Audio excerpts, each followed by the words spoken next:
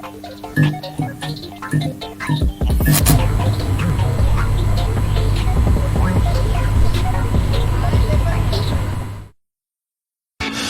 clock keeps ticking like a metronome, and my thoughts keep telling me to get me home, but my balls keep telling me to let me just let me That clock keeps ticking like a metronome, and my thoughts keep telling me to get me home, but my balls keep telling me to let me Fuck all that shit, just let me go. Owers and tastemakers make us no chaser. Gets the blood flowing like a fucking pacemaker. Cut the middleman and inhale the vapors. Madman, old 10 Don Drapers. Cut the jukebox on, make the woofers blow. We gon' sit here until all them heifers go. Holler at the tens and spend a little dough. Not on them, no, they can buy their own drinks. That clock keeps ticking like a metronome, and my thoughts keep telling me to get me home, but my balls keep telling me to let me just let me That clock keeps ticking like a metronome, and my thoughts keep telling me to get me home, but my balls keep telling me to let me fuck all that shit, just let me go. So if you're wondering why you can't hear this dumbass speak, or anyone else speak for that matter, the dumbass before stream time forgot to set the audio input and output captures. So now, you just hear silence. Until now, where you hear James Friedman narrate this mistake. Now back to the video. I forgot to change the... I was in such a rush, I forgot to change the goddamn audio properties. Anyway, we are live officially now. So everybody should be able to be heard. God willing. Are you sure, Adam? Yeah, Are you sure, Adam Peer? Yes, everybody's heard. All right. We are live. Okay, Noah, start this off. Go ahead. You said you wanted to start it off, Eric, so start it off. Welcome everyone to ATW / Rundown crossover event. And today I'm going to make James go into a passionate rant right off the gate. Off the gate? Oh, you can't do this to me, man. I'm not even prepared. Right away? You gotta do this to me right away? Alright. Watch this clip of the Bianca Belair interview. I told you something happened with Bianca. Oh, okay. Is this copyrighted or am I good? I have no idea, honestly. Okay, we'll take it by chance, but I pray that we'll be good. Okay, go ahead. All I gotta say is when I meet athletes, I'm like, put some respect on her name. You know, but it's really cool, like, for when I had the main event with at WrestleMania 37, I was like the first black woman to be able to main event at WrestleMania. Did you notice something she said? Yeah. What? She kept saying when I had the main event at WrestleMania with yada yada yada. Oh yeah, because she couldn't. They had mention Sasha. Yep. And I just said you could almost picture that gun being pointed at Bianca's general direction if she would say Sasha's name. You know what? You probably expected a rant. Let me just talk to you real quick. I'm not surprised. What company are we talking about again? The WWE. Exactly. The Fed. Exactly. The Fed. Are we surprised that they're gonna be petty about this bullshit? The intro gives me Saved by the Bell Breakfast Club vibes. LOL. Hey, yo, JJ, what's up, bro? Yes. Anyway, can you give us a proper introduction, Noah, if you could? Okay. Because you run both shows pretty much. You're the host of both lately. I'm not sure how I got put into this driver's seat, but I'll do my best. Ladies and gentlemen, professional wrestling fans and friends galore, welcome once again to another ATW Wrestling Rundown crossover 2, where we are about to bring forward to you all things wrestling, from Slammiversary to the Forbidden Door to the madness in WWE and so much more. But I digress. With me, of course, the Wrestling Rundown crew and part of the ATW fam too. Allow me to introduce you to them. First off, he is the Birdman, Owen Finch. He is, in my opinion, the head honcho for the Wrestling Rundown and so many other YouTube productions too. And it's great to have him on this forum, and he's the biggest Undertaker fan you will ever meet and discuss the Phenom in your life with too. Owen, how are you? I'm doing well. Looking forward to talking to some wrestling and trying to go to 3 wrestling shows in a week because wrestling's going to be en masse for 3 shows. So I'm trying to go to all of them. You're going to all Bro, of them? Are you respect. crazy? I love it, but damn, I am. I feel broke. I mean, to be fair, in 2019, I saw Ring of Honor Summer Supercard, NXT TakeOver Toronto 2, and SummerSlam back 3 straight days in Canada. Happy Canada Day, by the way, to all of my fellow Canadian professional wrestling fans and friends and workers in the industry. But I digress. Speaking of which, we talk about all things wrestling. Well, wrestling has its ups, its downs, its cool moments, negative moments too, and also all sorts of news. I bring forward the better of all things news. My great friend representing Into the Wrestleverse and so much more, Eric, representing Neo Reality. As the name says, Eric, how are you? You already gave James a reason to maybe raise his blood Yeah, I pressure. probably have another Bring up reason, Hardcore but too. let me just start this off poetically. Jeff Hardy pleaded not guilty. Oh no! Yeah. No, I know. He's Yeah. getting 5 Yeah. years. He's getting 5 years.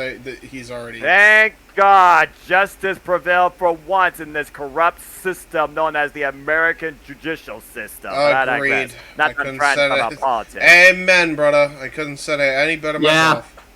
Thank you. Look, Please get I- help, Jeff Hardy, please. Owen. He's gonna get help. He's got no choice now. That's what. Yeah. That's what it's come Sometimes to. you got force. You got Like, force even- a man's will to change. Even Tony Khan was like, "Look, you just started my company. If you screw up again, we're done." Yo. And that separates the fan from the well-aware man. Respect, Tony Khan. Very proper steps taken. Proper that step you being had said, to take here. We Yeah, also have again, a new Let me guy tell you before first. you even introduce me. Why don't you introduce him? I was actually going again, but I feel like I should tag you to introduce this fine gentleman to the forum for the first time too. So Okay. please. You don't want to do that, but okay. And maybe I should just do it myself because all I know is he's got a wit of charm, a little bit of wit, and I've already engaged with him during AEW Rampage, and it's been an absolute pleasure. Cheers to you, my friend. Welcome to the forum, folks. We simply call him Jack, but I'm sure he'll tell you more about himself too. Jack, welcome to the ATW View, and how are you? Oh hey, how's it going? My name is Jack. Let's just shoot names that we're going by, but I'm Fire Lord Kuzon. I've been on YouTube for a little bit. Big wrestling fan. Not I wouldn't say like as much of what's it? I wouldn't go. I don't really go as deep as like a lot of probably as much you guys do. But I'm big Japan guy, big weeb. Ah, I see. I've been Well, around you know, James you- for ages, so Yeah. New Japan Pro Wrestling is one of my top 2 fixes of all time, man. So I get that. yeah. And Big Stardom. big Johnny Ace fan. I don't know if you can say that lately with what he's been doing behind the scenes. I'll have you know. Where's the $3 million person that I need in my office He right lost his now? company phone, so he lost his company phone. So I'm pretty sure he's pretty much all No, gone. he did not. I have it actually. Um, I have it actually. I'm happy. Can you hear me now? I'm waiting at the back door. Can you hear me now? Got to move to another company. No, I'm really happy to be here. No, it's cool. I like meeting new people, and it's been a while since I've done. The last time I've ever met like new wrestling fans is probably like 2016, 17. James. Like, the Yeah. last new person I ever like met that was new was probably Hammer is probably right. Grapple Vision. Oh yeah, no Tonka. Yeah. Tonka saw. Yeah. Oh, yeah. Well, I met him before. Yeah. So yeah, Yeah. I'm trying new things here. So Yep. Yeah. Well, that's all you enjoy, can brother. try and do as a fan and as an individual too. And of course, I remember Hammers when me and the gentleman I'm about to introduce once did an edition of my AEW Spark that I now happily gave to Owen to basically reinvent how Tony Khan is basically rebranding, reinventing Ring of Honor. But speaking of Yeah. that, you talk about branding, you talk about reinventing, you talk about creativity. This man does that and so much more. Leader, founder, brainchild of Weymouth Youth Wrestling and so much, including FTW Productions. James Hebert, Hey, yo. James, good to see you once again. How are you, my friend? I'm doing great, man. Very, very fun Rampage tonight. Good hour of wrestling. We just did if you guys want, cheap plug, we actually did a watch-along. So after you're done with this stream, go check out that watch party. I think it was pretty good. I mainly did it as like a test to make sure that things would be smooth sailing as far as streaming would go. Right. Everything went off without a hitch. So if you want to check that out, we had a good time. Kuzon over here was like the life of the party. Everybody was cracking up at his wit. So definitely check that out. I think that was a pretty fun watch party. So give that a watch. Moonlight's really cool too.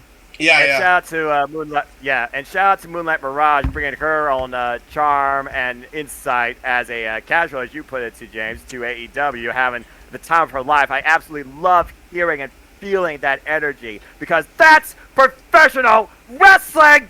Damn it! Absolutely. You goddamn right. I digress. Now, real quick, and go ahead. Before you say anything, also shout out to C Troop 19. Which, by the way, cheap plug, you could also see my Let's Play Button Mashers of NASCAR Thunder 2004 Season Mode. So if you're interested in it, go check it out. First part's up there now. I'm hoping to do more parts, but I kind of want friends to see me play, so that way... Kuzon and I are kind of similar in that I kind of need people to just kind of bounce off of to have a good time. So yeah. If people want... So let me see if I get this straight. You want me to induce rage-inducing madness while you're playing a video game, right? No! That's not what I want. That's not what I asked, Eric. That's for ATW view only. No. That's reverse psychology. So clearly he wants that. No, I don't want you fucking assholes. Every one of you. Every one of you. I run this. No, I'm streaming this. Why are you doing this? I really appreciate the fact that you all give, like, James grief, because I've been doing this for years. It's hilarious. Finally someone understands my goal. I got some good news for you about Baron Corbin from what he revealed about Vince, what he did to him. Oh, wow, okay. We'll start it off with this, and then we'll go into, like, general wrestling topics, because not just here, but on... For those who are uneducated, I've been talking about this on Open Mic Night on Jeff's podcast. I've talked about it on the Indie Force. I think I've pretty much talked about it everywhere. I think I even talked about it on Kuzon's stream. You talked about it on the chat. Yeah, so Corbin... You really did that, huh, while I was playing Wrestling Empire. Yeah, because, like, Vince ended up showing up and somehow I brought this up. So Baron Corbin is, like, straight up just getting... abused. There's really no other way to put it. And he had to kind of justify it by saying, oh, it's just Vince, it's what he does. And we're talking like this dude was like smacking him in the back of the head and shit and whatnot. And he was, he's just, it's intimidating, but at the same time, it's like a father figure. And I'm like, no, that's an abusive piece of shit. Can I bring up a really weird point? Go ahead. Well, I got something interesting. Well, hold on, Eric. Okay. Let Kuzon bring up his point. Go ahead. I was fine with him just flowing. That's fine. But like an example of this would be like Titus. He would always vibe around Vince all the time, and then all of a sudden it's not okay to do it on TV as well. And then he got he got suspended for how long? Yeah, 60 days, I think it was. So like that incident. I remember that. This is the same thing. Vince was being lenient. Triple H tried to convince Vince, no, you cannot fire him for that. Do not fire him. Just do anything else. Just don't fire him. Yeah. But I don't suspend him. Yeah, now he's been in purgatory for purgatory hell for years, even though he's their he's been doing like charity stuff, right? Well, he does community stuff. He's a community leader for WWE. Precisely my point. This guy should be your top babyface of the fucking company, and instead you have him in jobber purgatory. Yeah. Like, the fuck? Anyway, Baron Corbin, go ahead. What happened to poor Baron? So after Vince's removal of power, for at least a temporary time, Baron Corbin came out and said, yeah, if Vince wasn't my boss, I would have struck back. He says, I'll kill him. I wonder why. Everything that I've been saying, like, I literally said if I was in his shoes, I would. I don't care if I lose my job the next day. I'm socking him one in the mouth if he ever touches me in a physical capacity. Go fuck yourself, you Yeah, who would? douchebag. Seriously, like you don't do that in a professional environment like that. You just don't. So yeah, I'm not surprised that he's saying stuff like that, especially considering the fact. Keep this in mind too.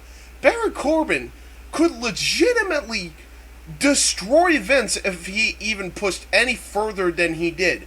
Do we need to remind people this dude used to be a former fucking amateur, not even amateur, I'm sorry, Golden Gloves boxer. Golden Glove boxer. This dude's legitimate. I've seen this man's like barbecue grill.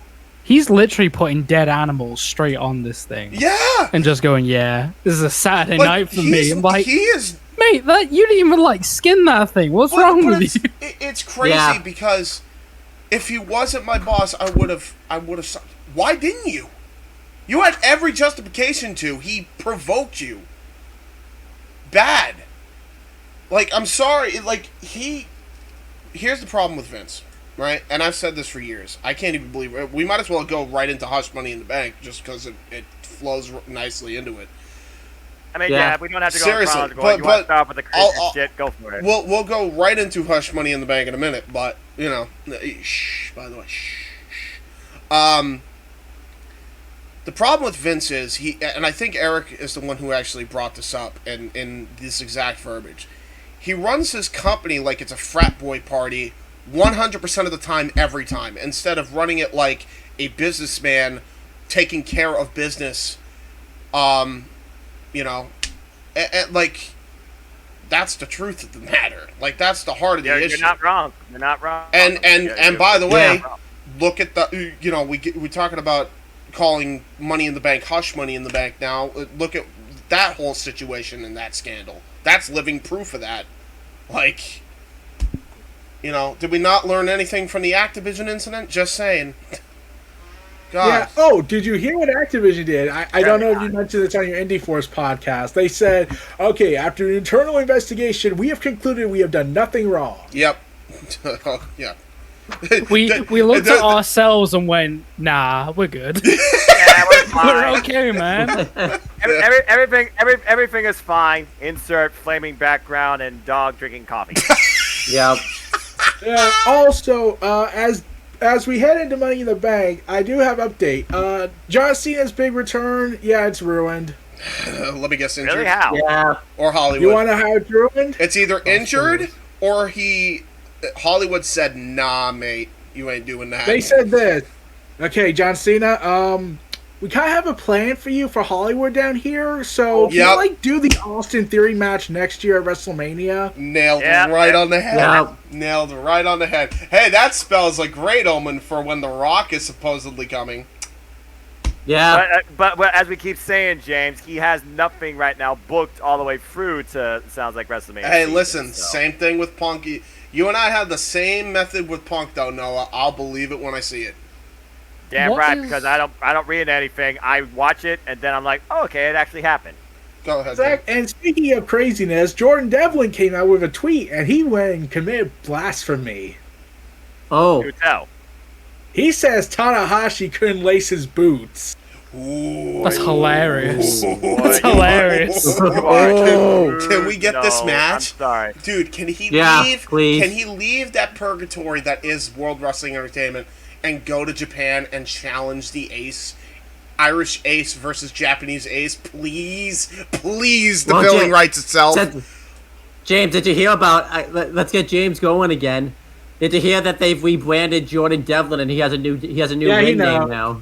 Oh, no, I know. Listen. If you go to that NXT, that's the very first thing that happens. Hold on. Apply to what we do for Walter. His name is Walter. To what we do for Jordan Devlin. We are calling him Jordan Devlin because fuck the other name. That name is fucking dumb. So What's the other name? I actually haven't heard of this.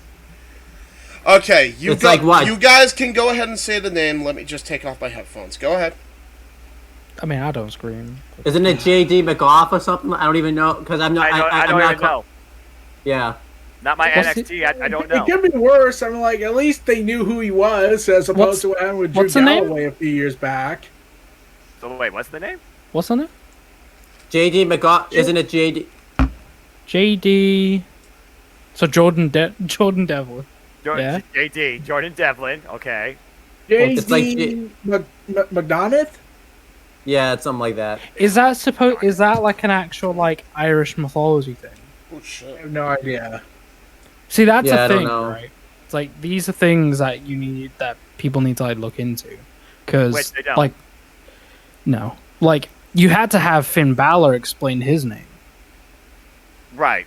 I because do Finn remember. Balor that comes from these two explanation. names in one, right? Mhm. This is coming from an Englishman talking about Irish mythology. People are gonna hate Yeah. me so much. For this. But like, yeah, I love it. if it does come from like Irish mythology, then cool. I don't understand why you don't just have. I don't know why you just don't have like that be like a middle name then. You know, I don't know. But, like, they haven't whatever. explained. Yeah, they haven't explained why he has this name now. He just has it. His gimmick's not any different, really, I guess. But that's TBD though. That could change once he gets on TV. it'd be hilarious if you Especially requested Vince's it. NXT. Just saying. Yeah. All right, we're done talking about Hey that. James, how's it going? Oh, Okay, perfect. James, you all right, fella? Yeah. I'm doing great. I'm Oh, just making sure my I do WYW have one Instagram last wasn't gambit. hacked. I have one gambit to make James really go into a triggered mood. Bro, why would you do this, man? This Why? is terrible. Bro! Sadistic. Bro, Jared- hold yeah, on. All right, Eric listen. is the agent of chaos. He is in this group. He is, but hold on, What, you're Eric. gay though, bro? That's messed up. I do beg you. I do beg you, Eric. Hold off on this next piece of news until we get I'll through wait till, like, some we'll of the probably money in the close- bank, because we do have some things to get through. Noah, Yeah. like speed Money in run the Bank through. disaster. Yeah, speed run through this god awful bullshit. Okay, the best way to describe it, this is what happened on SmackDown, because WWE has nothing Oh, better it to relates. do. Okay, go ahead. I didn't know it Yeah. related. So WWE had SmackDown tonight, Yeah. Yeah. and this is not at all a shot to another company or anything, but they said we're gonna have a good old-fashioned battle royale to open the show. Gee, I wonder if there was another thing doing a battle royale of sorts tonight on One Yeah. was taped, wrestling, and one was taped. Yep. and that one was superiorly better. It Yeah, was. So they naturally had all the part, and they alluded that there was going to be the seventh challenger was going to be determined in this match. All the challengers were in the match, in the battle royale. Okay, and Baron Corbin won. That's hilarious. let Considering me what we were finish. just talking about. Oh, he's Yeah. not done. He's not done. Yeah, He's not it- done it- yet. it- it How? gets He ain't- taken How is this possible? Continue. He's not done yet. Ultimately, There's it's been more. revealed since after the battle royale. Oh, by the way, we're not actually making him the Money in the Bank competitor. We just did that Huh? because we had nothing better to do. Huh? Yeah. Yeah. They What? have something else in mind. They announced they're planning to do Pat McAfee versus Happy Corbin at SummerSlam. I already But saw that wait, coming. wait, actually. wait. So he won A battle royale. Battle Royale. He won his right to compete in the Money in the Bank match. Oh no, No, he there did. was No, he did. It wasn't for the Money in the Bank spot. They just false advertised lie to us. So he was just in a battle royale where he got nothing from it. They announced. So here's a. Wait. Okay. What happened? Hold on. Go What ahead. happened? Here's what happened. So he won the battle royal. He did an interview backstage, and you thought he was going to be in the Money in the Bank. And then, like, I think it was like right at the beginning of hour 2 of SmackDown, or like a half hour into the show. It was Happy Corbin, Ezekiel, Bad Cat Moss, and The Miz. They all were complaining about the fact that they wanted to be in the Money in the Bank ladder match. They all gave their reasons for it. You know, Happy Corbin said he won the battle royal. He should be in it. Ezekiel said he should be in it because he was supposed to face Kevin Owens anyways, but he couldn't Okay. be there. The Miz said like he wanted to be in it because he traveled Former all Money this in the Bank time. winner. That one actually makes sense. No, here's what Mad Cat Moss's reason why he wanted to be in the match. He was just happy to be there. Like that was his fucking reason. That was so stupid. Your gimmick's like, been stolen. Big G of no DQ. Your gimmick's been stolen. Okay. So what you're saying basically, then- Owen, is Vince McMahon and or WWE, because they're all out of order, be on that fuck shit. Yeah, so they did a fatal four-way match, Like, and Madcap Moss won the right to compete in the Money in the Bank ladder match. So Madcap Royale Moss was is just thinking. filler. So what is the idea? Yeah, Are they gonna do a? Is it like a team thing? Because like Madcap Moss and fucking. I'll just call him what his name should be known as. Riddick Moss and Pat McAfee used to be in the NFL together, even if they were in different teams. No. As far as I'm aware, Pat McAfee challenged Baron Corbin for a match at SummerSlam. Baron Corbin has yet to respond, and we probably won't know until after Money in the Bank since it's tomorrow. Uncharacteristically weird. This is so. This is such Yeah, haphazard. what a work. It's crazy. It's the best angle in wrestling. Not a good work either, or a work with a lot of intelligence. This is like Go ahead, Yeah. Jack. This is like what? This is like it's I don't know, man. Like, I think the main issue I'm having, if it is true that they advertised that this was supposed to be for the spot, and then they just ripped it from underneath you, like, I don't understand why. Like, why would you advertise that and then take it away? Well, you see, this is the thing. WWE lately, since WrestleMania Backlash, have been taking liberties with the card subject to change. You see, remember when they announced that they were going to be a title unification match? No. Yeah, indeed. They were never planning to do that match at WrestleMania Backlash, wasting about 2 to 3 weeks worth of content. So Yeah. you falsely advertised it, and you falsely advertised Brock Lesnar when you knew he wasn't going to show up for the show, and then you advertised it for Money in the Bank, which you knew he wasn't going to show. So I'm surprised that WWE somehow got away with class action lawsuits. Boy, is Kevin Nash booking now? What the hell's going on? Yeah, exactly, right? What's happening, bro? And then at Hell in a Cell, the false advertising was they changed the Raw Women's Championship match three times before the match actually happened. But it was going to be Bianca versus Naomi, but then they walked out. Then it was going to be just Bianca versus Asuka, and then they just added Becky Lynch to the match any damn. So they changed the Raw Women's Championship match 3 times. Okay, well, that one was partially because of the Sasha Naomi debacle. All right, so yeah, but not 3 times though. You could have only changed it once. That would be smart. That would be smarter. I'm just saying. It would be. Hold that on. would be smarter. So real quick before we continue with this, boys, I just want to do this quick little plug real quick. JJ, since it's only been you and I doing this DM, I'm showing this. But I want to plug this merch because I'm sure they'll do enough promotion on their channel, but I'll do it here since it does involve us. Hush Money in the Bank, which was a Noah creation, and my Zero Stream Since Last F Word shirt are on Pro Wrestling Tees, so you can actually get that right now. And there's another shirt here. That's Professional Wrestling, damn it, quoted by Noah Foster, but I digress on the back. That is also on Pro Wrestling Tees. And also, check out on the Jeff Meacham Network, full live coverage by JJ Williams, who's in the chat right now at Cassidy 18 Studios, where him and Noah Foster right now will be calling the action for Hush Money in the Bank. So that should be entertaining. Great. It's going to be entertaining to say the least. And apparently James will have another video of his pussy. Aha! Indeed. Please, don't someone buy James a new pair of headphones, please. We're begging you. Yeah, I know. Are you seeing the duct tape? Are you seeing the duct tape? Boy, that headphone's been through the ringer apparently. Oh, dude, you don't even know. Someone buy this man a pair of audio. Please, I need it. Please help me. I need new headphones.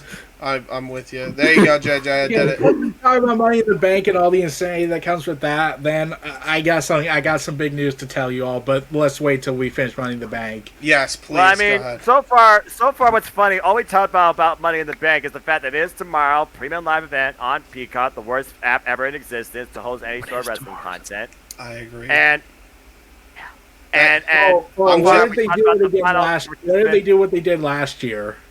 What do you mean? Remember when Peacock went broken and haywire? I don't have Peacock. which is great. I've the still got funny the thing about network. that. You Remember how? Okay, guys. I told Noah this. I don't know if I told James this, but for the rest of you, I didn't tell you guys. Remember how the network suddenly started working again and there were no more interruptions? Yeah. I remember this. Yeah. Yeah. Well, there was a report that came out after that show. Turns out WWE and Peacock never fixed the app. They actually live streamed the WWE network based in the UK to air the rest of the That's show on Peacock. hilarious. Especially considering the Peacock feed is actually, I think it's like a full 2-minute delay from the actual master feed. Yeah. Like, this is coming from someone who went to America in March, and I got the wonderful privilege of watching such streaming platforms as HBO and Peacock. I went, I'm never using this ever again. This is Yes. terrible. Now you feel our pain. Individual. Now you feel our pain, Jack. You get it. I'm just looking at this. I'm just like, I'm with my long distance partner, and she's like, "Oh, let's watch some TV." I'm like, if this is what our relationship is being based on, I don't know, man. Like, I don't know if I can stick with this. Dude. I didn't rethink my life decisions. Is what that comes down to. Can I ask a question? Go ahead. Related. Like, how come the UK still has the network? Well, it's actually quite simple. It's quite simple. Go ahead. Because the USA Network and WWE hates us. Yeah. America does. Yeah. But That's how come we don't have Peacock? Like, we can access it. You're all gonna have Peacock soon. It was announced that they're moving it to the international scene. So good luck with that. I just figured they were still working on some sort of international agreement, and they didn't get it yet because of those type of purposes. Oh! Can we also talk about how, despite that they're trying to get an international deal going, it's losing billions of dollars in revenue? The Peacock app. The cock. I'm sorry. Yeah, let's call it by the appropriate name. The cock. Yeah. Cock-a-doodle-doo, bitches. Anyway. No, I'm just curious as to why it hasn't been sorted yet. Because how long has it been since they actually announced it? Late into last year. Yeah, about to say it's been at least a year now, to say the least. Yeah. They went through removing content that we remember from our childhood, for example, and all that stuff now is gone to the wayside. Because I've still got the library and everything. There were rumors going around that apparently the library was being deleted through, so that the transition to be more politically correct in our modern society. What does that can't mean? Put politically correct in the same sentence and actually make it believable. Bro, I heard The Rock say some pretty mean stuff about Kane. He called him some really bad names. Yes, and considering there's probably only maybe 3 or 4 people. Actually, no. Can we all say it in this? It's the R word, in case you didn't know what it was. I'll just straight up say it. It's the R word, which is still one of my favorite promos of all time. It was hilarious. It still is to this day. Okay. The Rock is the only one that can get away with it. But yes. Well, here's the best way to describe what USA and NBC Universal mean by removing sensitive content. So, do you remember the Attitude Era moment where DX dressed up as the Nation of Domination? Oh my god. Yeah. They deleted that. Wasn't that a bit? What's the word I'm looking for? Blackface. Yeah. Yes, thank you. That. Oy. Yeah, they deleted the iconic Attitude Era angle and are now trying to say, nope, never happened. Nope, we can't offend anybody for our time period. You can't. I can understand being sensitive now, but you can't just erase history. Embrace that it happened and then move on. See, here's the thing. Chris Benoit. They still have Chris Benoit matches on the network on Peacock. So an example of this, taking it out of a wrestling mode. Let's look at it as a streaming thing, right? Disney Plus do the same thing. When you look at their classic, their old classic movies that have animated, they will come up with a message saying, some of this stuff that you're about to see is to do with the times, you know. Yeah, and Yeah, and they say like, but Disney no longer believe in these like values or like what these views or whatever. That's Like- all. That's all the WWE and Peacock have to do. Even though from WWE, They it's probably a lot do that less. with Chris Benoit. They say this features a person that we don't talk about anymore.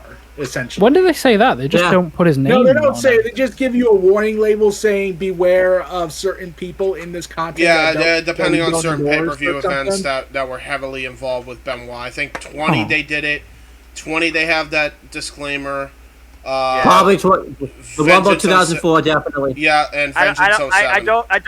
I don't know if they have it for WrestleMania 23. No, they might. I don't They think- I might, wouldn't think but so. I don't think so because he wasn't a major part of it. But like 2007, absolutely. Okay. Oh yeah. And Yeah. JJ with the comment of this entire discussion, by the way. And by the way, this goes to show you how excited all of us are collectively for Money in the Bank. I'm just saying. And we haven't even talked about the rest of the card. We've only talked about literally the Money in the Bank match and the person that was added Yeah, to it. those Put that who- in perspective. JJ says those who do not learn history are doomed to repeat it. To repeat it. Yep. Amen. Yeah. Yep. Thank you. Fact. Real quick. Fact. Simple as that. Real quick, as Jerry in the Jerry?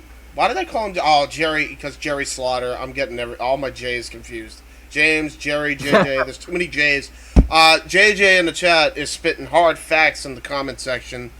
Let's talk about JJ Security. yeah, J. Let's talk about we're gonna need J&J security after this terrible event that we're about to witness. Go ahead, run down the rest of the card. Okay, Okay, so go ahead, Eric. Okay, I'll do it. We got pointless match that no one cared about.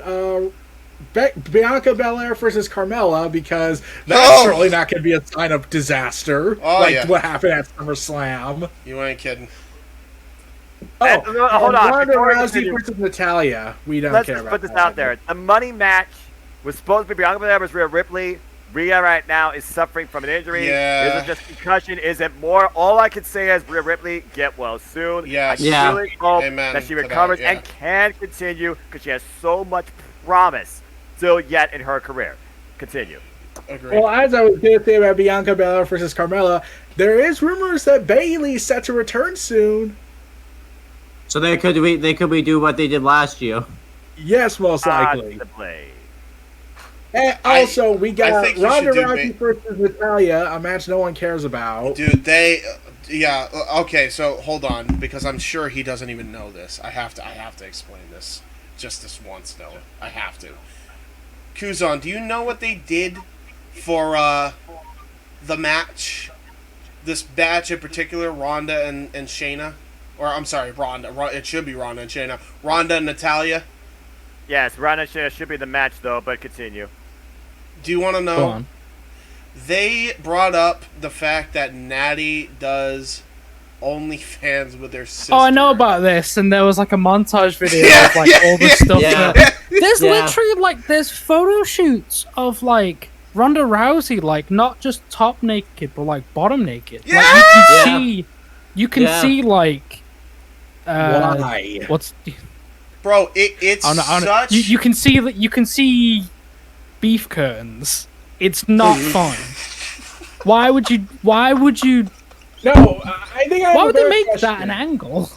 Let me don't know. ask a better question. To make it How feel was Natalia more fired? personal. You see what happened with Zelina Vega and what happened when she started OnlyFans. I literally was saying this earlier. I think I literally was yelling this on our freaking No 2 Galaxy pen I was doing on my YouTube channel. That the fact they're going against their own principle against third party and using that to hype up or encourage a rivalry ahead of a championship match in WWE. What does I that think it- tell you? I think Yeah. it's Which is funny also that- hypocritical, but I love how we just Yeah. completely glossed over the fact that he just said I know. beef No one Sure, liked me we're saying not that. That's invested in why. It's so Um, good! No, I find it really weird because like, okay, in this generation, I roll. We have like a generation where people being able to like put that content Yeah. out there on the Yep. internet, like celebrities. You know, Right. Yeah. celebrities being able to just put that out there, and you be able to go, yeah, you can just pay for it and just have a good old Gork. I don't know, whatever. But like, yeah. But like, Sorry. Yeah. Just go ahead. Just go ahead. Continue. I don't understand the logic behind shaming that. Yeah, well, Like, not to mention exactly what you said, Kuzon. Like when she's done that as well, it's just poor. She's done that, and she's friends with women who have done like far worse. Paige Van Zandt, Well, anyone? Well, Charlotte Bordeaux. Like they don't share. Like, she clearly doesn't think that. right. No. Like, Or if she does think that, and it's not even then- worse. I by the way, then I'm that's not, like she's not thinking clearly. let's just No. put this in perspective. We are not saying those women that do that are bad. I just want to make that very clear. We're not saying it's worse in the context of we think it's worse. You can do whatever the hell you want. I don't care. Yeah, What we're saying is, in her mindset, it's worse, even though she's done the exact same thing as Kuzon said. So yeah, this feud lost all sort Also, of momentum. isn't the gimmick? Yeah. Isn't It's the a gimmick? hypocritical approach to a pointless wrestling match that they're trying to sell to make it feel personal that these two clearly don't have any animosity with each other. That's the thing, right? But also, isn't the thing that WWE believe is that like Natalia's old, right? Yeah. Oh, give me a break. Yeah, but she's not. Generations. Yeah, she's No, not. not. But like, if we're taking that context with it as well, because she did call like an old bag or something like that, like way before. Yeah. I'm like, okay, cool. Aren't we also going with like? It's so conflicting because what Yeah. they're saying doesn't add up No, it with doesn't. with Oh, what's I know. going on Twitter as well. Oh So no, basically, wait, again, it's we know. WWE testing, 1, 2, 3, 1, 2, 3, sync, testing people's intelligence and really approaching those that literally they believe have no way to put You the say pieces together testing. or unaware. You say testing, I say insulting, but that's the whole other story for a different time. Well, Yeah. the reason I say testing, that would be the WWE's selling on this. It's insulting to the fans because we already talked about how WWE insults their fans. Oh, countless yeah. times. Oh, we know. So as like a blanket, We're the authority. Go ahead. Go ahead. as a blanket statement, are we just basically saying that we're grasping at straws to try and make a story out of this? Yep. Yes. Is that essentially what's going on? Yep. Yep. Exactly. So instead of that, why aren't we working with the storyline of traditional wrestling family member fighting combat sports lady who can both clearly handle themselves? Exactly. Why Yeah. aren't we working with the conflict of sport here? Because it's who still runs the company. Of course, yeah, that's the obvious like answer. But like, what if you want to make money out of this? Why aren't we working with this? Because Um, WWE does not want to be sports oriented or sports presented. Yeah. That's I a mean, fair point, actually. that's really it, honestly, Jack. Hello, AEW. Yep. Thank you. Now we need Jeff to make a beef curtain. It's not beef curves, beef curtains. JJ, I don't think that would be. Am I getting my gimmick stolen? I don't think we That's can. messed up, I bro. You don't can't just take that. You can only This do is that. stolen valor. Yeah, you can't. You can only do that if Kuzon can be on a Jeff Reacham Network thing. That's the only way that can work. Number one. Number two, beef curtains. I don't think would be pro wrestling tees friendly. I'm just saying. It won't work. I don't think it's gonna work. It depends on the context of the shirt and how it's interpreted, James. Just saying. How else do you Yeah, interpret it? Moving on from all you guys' insanity, we got, let's see, what's the other match that no one cares about? Oh, Austin Theory versus Bobby Lashley. Oh no, I wonder where that's going to go. Man, this match should Yeah. be way better on paper than it is, but they made me. They just find a way to like make you not care where they're. Isn't the going. As long- angle built into this a pose off where Lashley got water sprayed in his face? Yeah. Oh, big Scott And then- Steiner and Triple H These angle. vibes, yeah, Yeah. exactly. How many times have they done that over the years, man? Yeah. I've lost count. I gotta be honest, I've lost count. As long as Theory goes over, it's fine. Yeah, I at agree. this point, you want to try and build a new star. The only one they seem to be trying that with at this point is literally Theory. They've been Yeah. doing all right, to be honest. They have. Yeah, I think so. I'll give Yeah. them credit. The gimmick of, especially with how close Vince has been, he's been literally right next Right to him on to the guy. screen. He's like, he's been like, tough love training him. Exactly. And- Yeah, here's the thing about when Vince's interaction with her, I was like, you know, with all the stories how you've been abusing your workers, and how you are on TV abusing your workers, I'm like, Ah, I want a roughhouse on a plane! Yeah!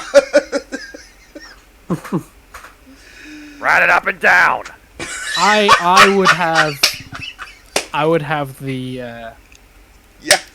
I would have the theory Sorry, James. of that as long as they keep going with it and they keep gradually building Theory up, Right. up until he actually gets an opportunity for one of the world titles, then that could work. That could keep working for Theory. You don't really Yeah. need to change anything. Just The Let thing it- also about the Theory approach versus, like, you know, Seth Rollins, for example, when he went for the whole authority thing and had, like, J&J in his corner. Theory right now has kind of been doing everything on his own to a degree. Yeah. as a heel, As a heel, nonetheless. Yeah, true. which is good. I like the fact that they're showing his worth.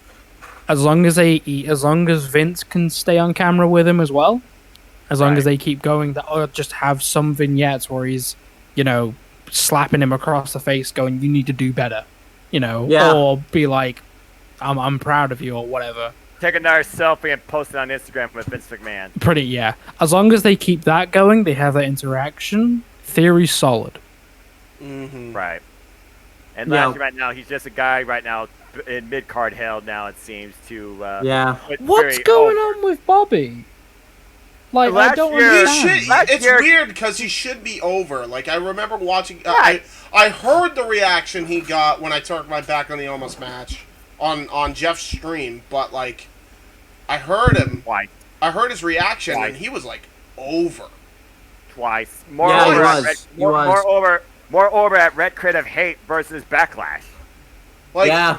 am he I was. wrong in assuming that, Owen? Like, he was over as hell. Like, You're not So wrong. he was, he was really over at WrestleMania, and then he did the feud with MVP, which was kind of like a decently upper main event feud, mostly mid card, and then I don't know what happened. I thought he'd be, in the Money in the Bank. The best way they could have gone about this was they should have just had Lashley, because I believe if I'm correct on this, when he lost the U.S. title, he was never pinned or lose the championship, and then he went right for the WWE Yeah, it was triple championship. threat. You're absolutely right. So the best way, I believe it was Theory that interrupted him, but Lashley, WWE should have mentioned at one point or another that when Lashley lost his title, he never was beaten for it, and Right. that would have explained everything, but they never really did that. Using continuity, you know Vince hates that. yeah, And then Yeah. Someone friggin' give this opening man a up headband. friggin' opening up a plot hole. yeah, Someone please give Bobby his headband back. Yeah. He's losing stature. He has listen stature. Just don't make him bend over again. That's Oh been- no, No, please! yeah. I'm begging you. I'm glad this pulls off. He did not do that. Oh, that would Yeah. have been amazing. No, dude. It'd been no. so No, good. I can think of something much worse. Oh Lord, here we go. What? The sequel to Lashley's Sisters. Oh, Oh, Oh hell no, dude! I No. want Bobby Lashley to like bend over and slap his ass cheeks again. Come on, oh! that's No. like the best thing. That made so much content for so many people. Like no joke. It is. If you're talking for the meme culture, that's fair. I That forgot is- that you did tell me that John is about the meme culture. Jack, taking over Jack, the not internet John. wrestling community. John. What? John, What? 360. John, Jack, You John. lost all control, everybody. This is. And we But don't I even mean- have Ezekiel on here, or Elias, or Elrod, or Amira, or freaking Ezra. Dadgummit! Oh, Jesus! I'm glad Ezekiel's not on this card because that storyline has already run its fucking course. Anyway, next match. Kevin The Owens, next though, match has been is- going into this, but go ahead, Eric. The next match is the match that, honestly, do you really have to say words? It's the Street Profits versus the Usos, done. We You already done, know the Usos are going to win. we've done this already. I do think this match is going to be very good, but it's been done to death. Like, Yes. what, Well, what is we'll this? have The the new New Day. It's the new Usos New are Day. gonna- That's all it is. This is the new Day now. Yeah. And they're going to do the New Day Yeah. at SummerSlam because they have more history. Probably. Let's just put it out there. I The hope you're Usos are joking. never- I bet you I'm not. The Usos are never going to lose the blueberry strawberry straps with the silver dimes because tag team wrestling does not exist at a competitive level in the WWE. Hold on. They got those. Then they gotta get the Hershey bar with the caramel center in the middle. They gotta have Yeah. all three belts, man. It's gotta happen. They gotta have all three. They gotta have the silver dollar. They gotta have the other silver dollar, and then they gotta have the penny. It's gotta happen. Be The pennies were, hilarious. the That pennies would be were amazing. retired. The pennies were retired and minted into these silver nickels. You know that. Hey, Be hilarious. just do it. Just do it anyway.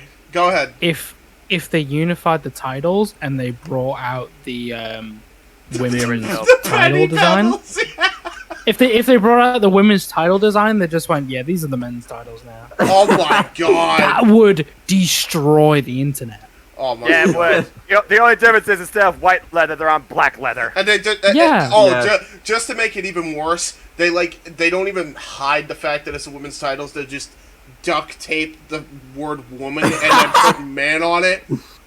Oh, God. Man's World That'd Tag be Team awesome. titles, Big, or no, big Global Force Wrestling sticker. all over it. Jeff Jarrett back at it again. FCW. Wait, this is the SCW prop. I recognize these.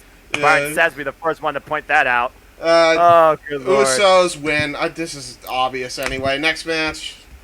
There's only two matches That left. is the Money in the Bank women's match for Oh, Lacey boy. Evans, Alexa Bliss, Liv Morgan, Raquel Rodriguez, aka Raquel Gonzalez, Thank you. Asuka, Shotzi Blackheart, and Becky Lynch.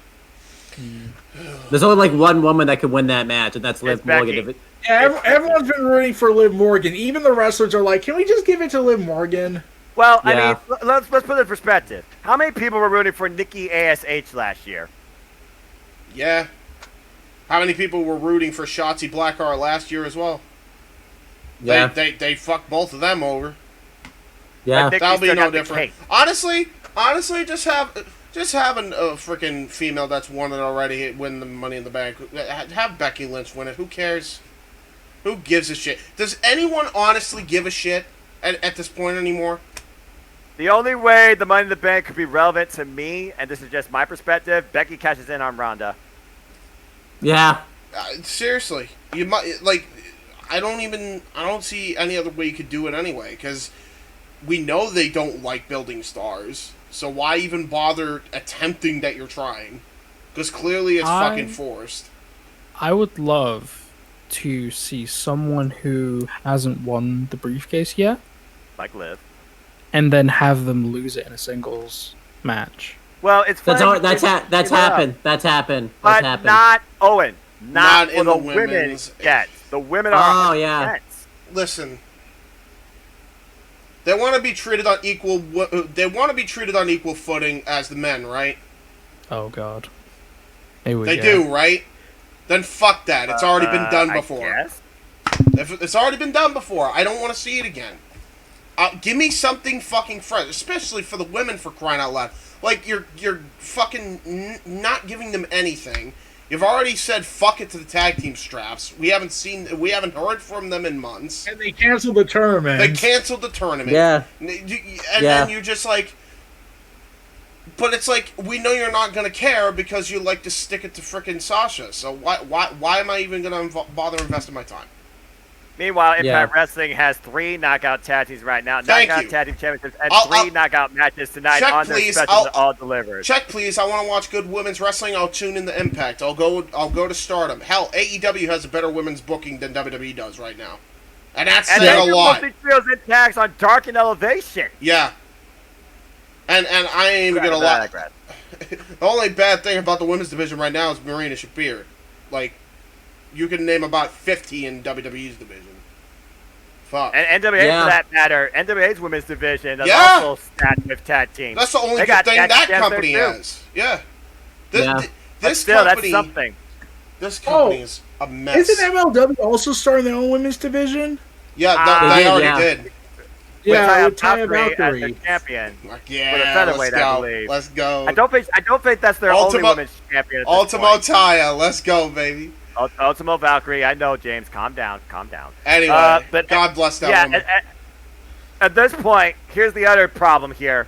Both champs are faces. If you're going to have a cash-in by a face, you need to have some sort of heel to go after. So again, it kind of locks out all the faces that we hoped to win it, like Liv Morgan, kind of out of the picture. Yeah, it's Yeah. Becky then. I mean, anyway, next. Who cares? Oh, that's it.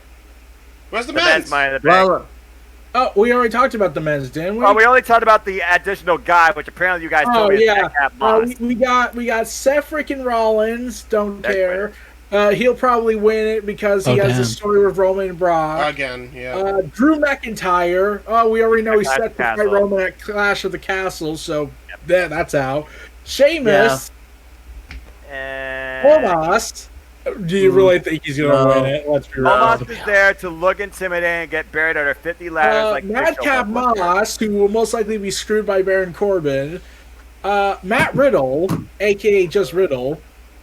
yeah. And, let's see. Oh, and Sheamus and Sami Zayn. Yeah, by the way, out of all the names you mentioned, and I'm not even stunning, thank you, Jerry, for this, by the way. Sammy's the only intriguing name out of that whole thing that should win it. And of I course, can't they won't believe go Jerry. with I can't believe Jerry pulled it off though. The booking it. Dude, idea. that booking Oh my idea God. is fucking outstanding. Jerry What- Slaughter deserves Booker of the Year for that idea. James, What was it share like? with- What share was with it? Owen. That's it. You have Wasn't to it say Sammy? it. You have to say it, All right, Noah, because so I can't even do in it Cliff justice. Notes, it goes like this: Sami Zayn wins Money in the Bank briefcase, but he personally holds on to it to protect Roman Reigns, so nobody else can cash in on him. The idea- Acts as his friend. The idea is he weaves his way into the bloodline and acts like their puppet master and joins the ones, basically. Which I think is fucking hilarious, because he's been Until trying he to do that stabs for him in the ages. back at the perfect Yes. time and takes the titles for himself. Yeah. Or tries to.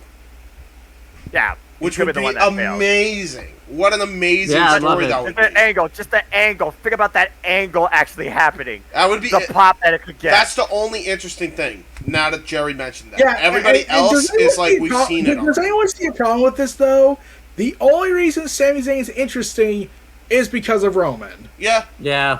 yeah. I That agree. basically just says this show is pointless You can say without the Roman same- Reigns. I'll be honest, there is a second one, which is Riddle. I think Noah mentioned this. Even though we've Yeah. already seen Riddle versus Roman, Riddle should win because then he's got that one match with Brock. And it's in a triple threat with Roman.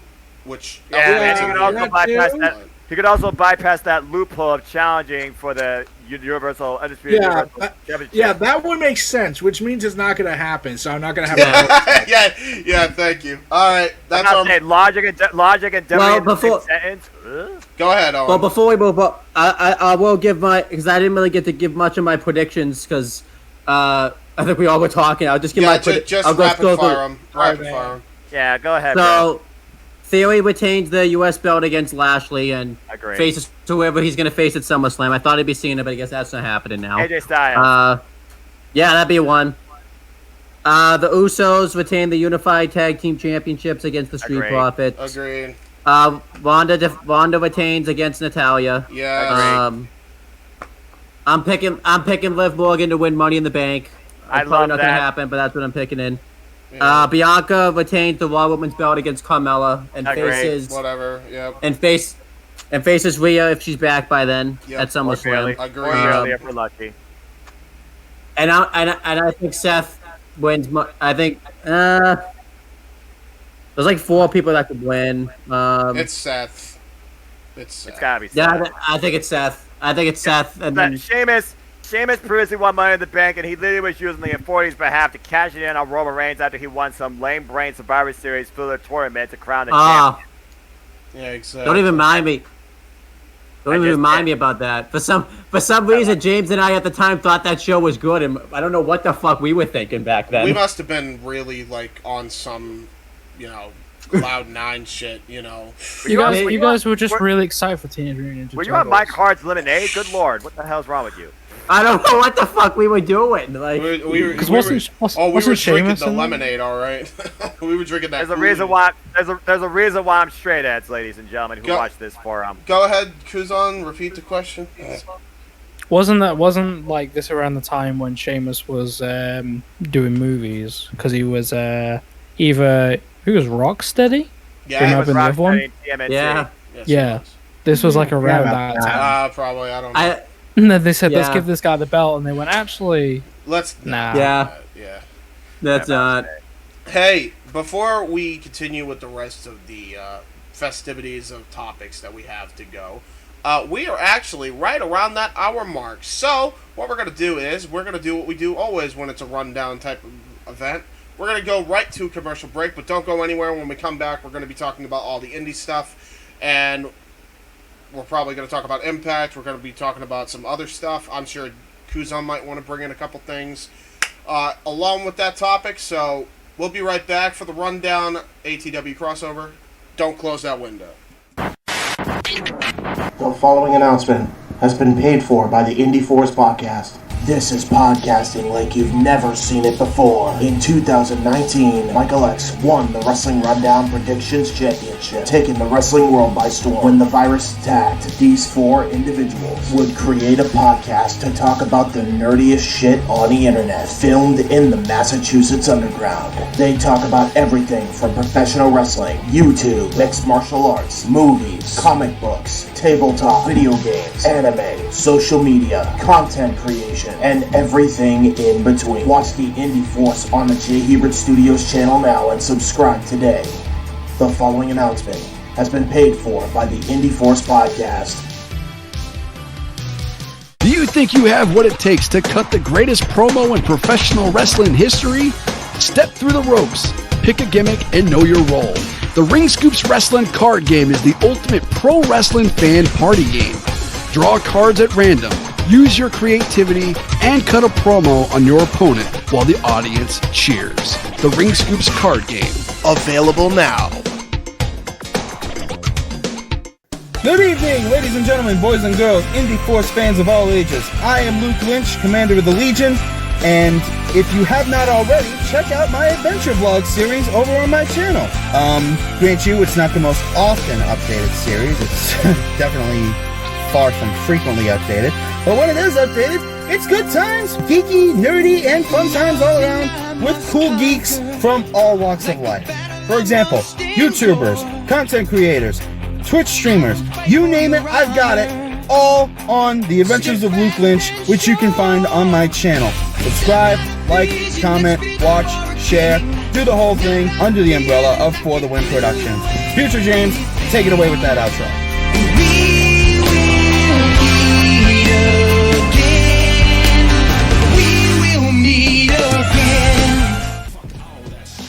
We're back! Yay! So we started talking about the WWE. Now we're going to talk about other Fanes Wrestling, because again, we talk about all Fanes Wrestling, and June has definitely given us a lot as we're now in July. But go ahead. And thus I have the perfect way to start this off. Go ahead. Then Eric, why don't you go ahead and change the theme, and then we'll start talking with Slammiversary following that. Go ahead. What's on your mind?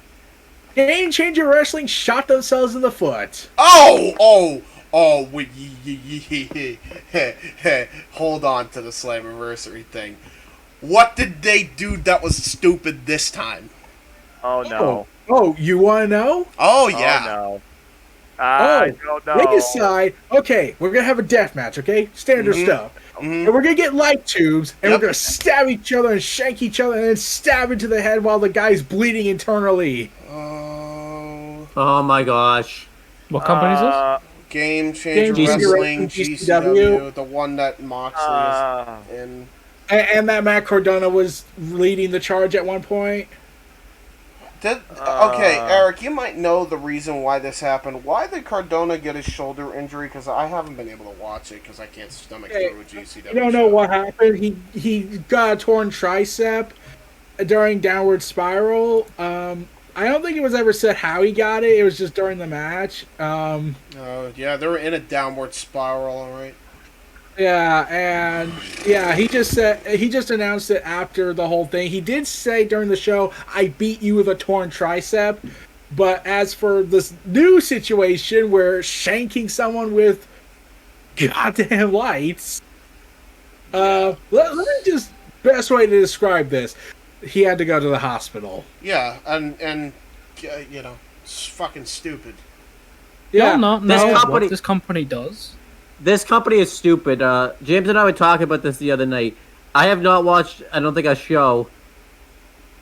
The multi-man ladder match on that show, it was the most unsafe. GCW, it was the most... The World on GCW, where they misspelled world because they wanted to be edgy and cool. They're basically a hardcore promotion, an over-glorified stunt show. No, I know about GCW. I've watched a lot of their stuff, actually. Yeah. And, like, it might just be me. I really like a lot of the stuff that they've done. Like I did this too. Is like pre-pandemic. Different flavor, you know? It's a different flavor. Oh. And I'm not usually like a hardcore wrestling guy. But like hearing stuff like that, I'm just thinking, yeah, that sounds about right. But like, how serious is it? Okay, serious. Here's the best way to describe like it. Permanent. The guy was bleeding very a lot. Like, I'm pretty sure I saw flesh. I could be wrong from the angle. But, it just sounds like Nick Gage. No, it wasn't Nick Gage. It was No, Nick Gage is actually a lot safer than this, believe it or not. That's saying something. Dude, Nick Gage robbed a bank. Yes, he robbed a bank. Yes. He was safe in the ring, though. He's always a consummate professional. Oh, okay. The only time he wasn't... actually, he even tried to be a professional against Arquette. Arquette just fucking squirmed, and then it went into his throat. I think Arquette just freaked out. Right. But, like, always... Like... Point is, Nick Gage knows what he's doing. I venture to say that whatever these two morons were doing were not knowing what the hell they were doing.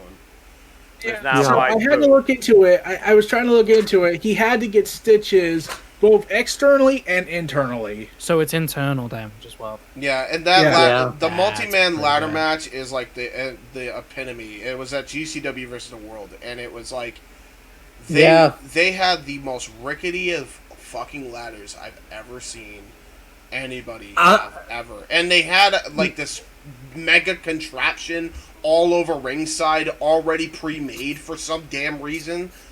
Didn't understand it, didn't get it. One thing that we didn't, I think the one spot that's going to really tell you how unsafe it was, one of the guys, I think it was the guy that ended up winning, went to jump off a ladder, and he completely he was the guy he went to jump on was way too far away and completely missed him because the ladder gave way and tipped the other side. Yeah. Yeah, listen, man. You do whatever you can to like. Make I forget by the kind of like make it capitalize in the moment. It's per se. Yeah, man. Now, James, I forget too. Did the guy end up doing the spot again, or did they just say fuck it and not even do it? He said fuck it. Yeah. I wouldn't try that again. I don't want to kill myself. Yeah. Ain't worth it for like fucking $30 a pop for a show.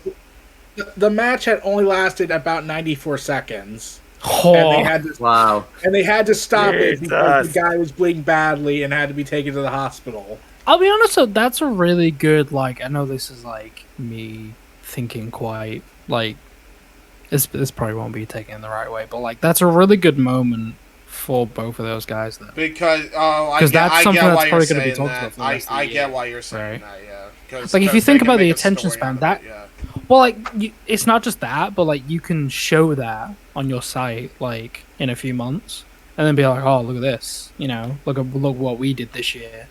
And that can get GCW some, like, you know, milk it for all it's worth is basically what I'm saying. You might as well. Right. Yeah, yeah.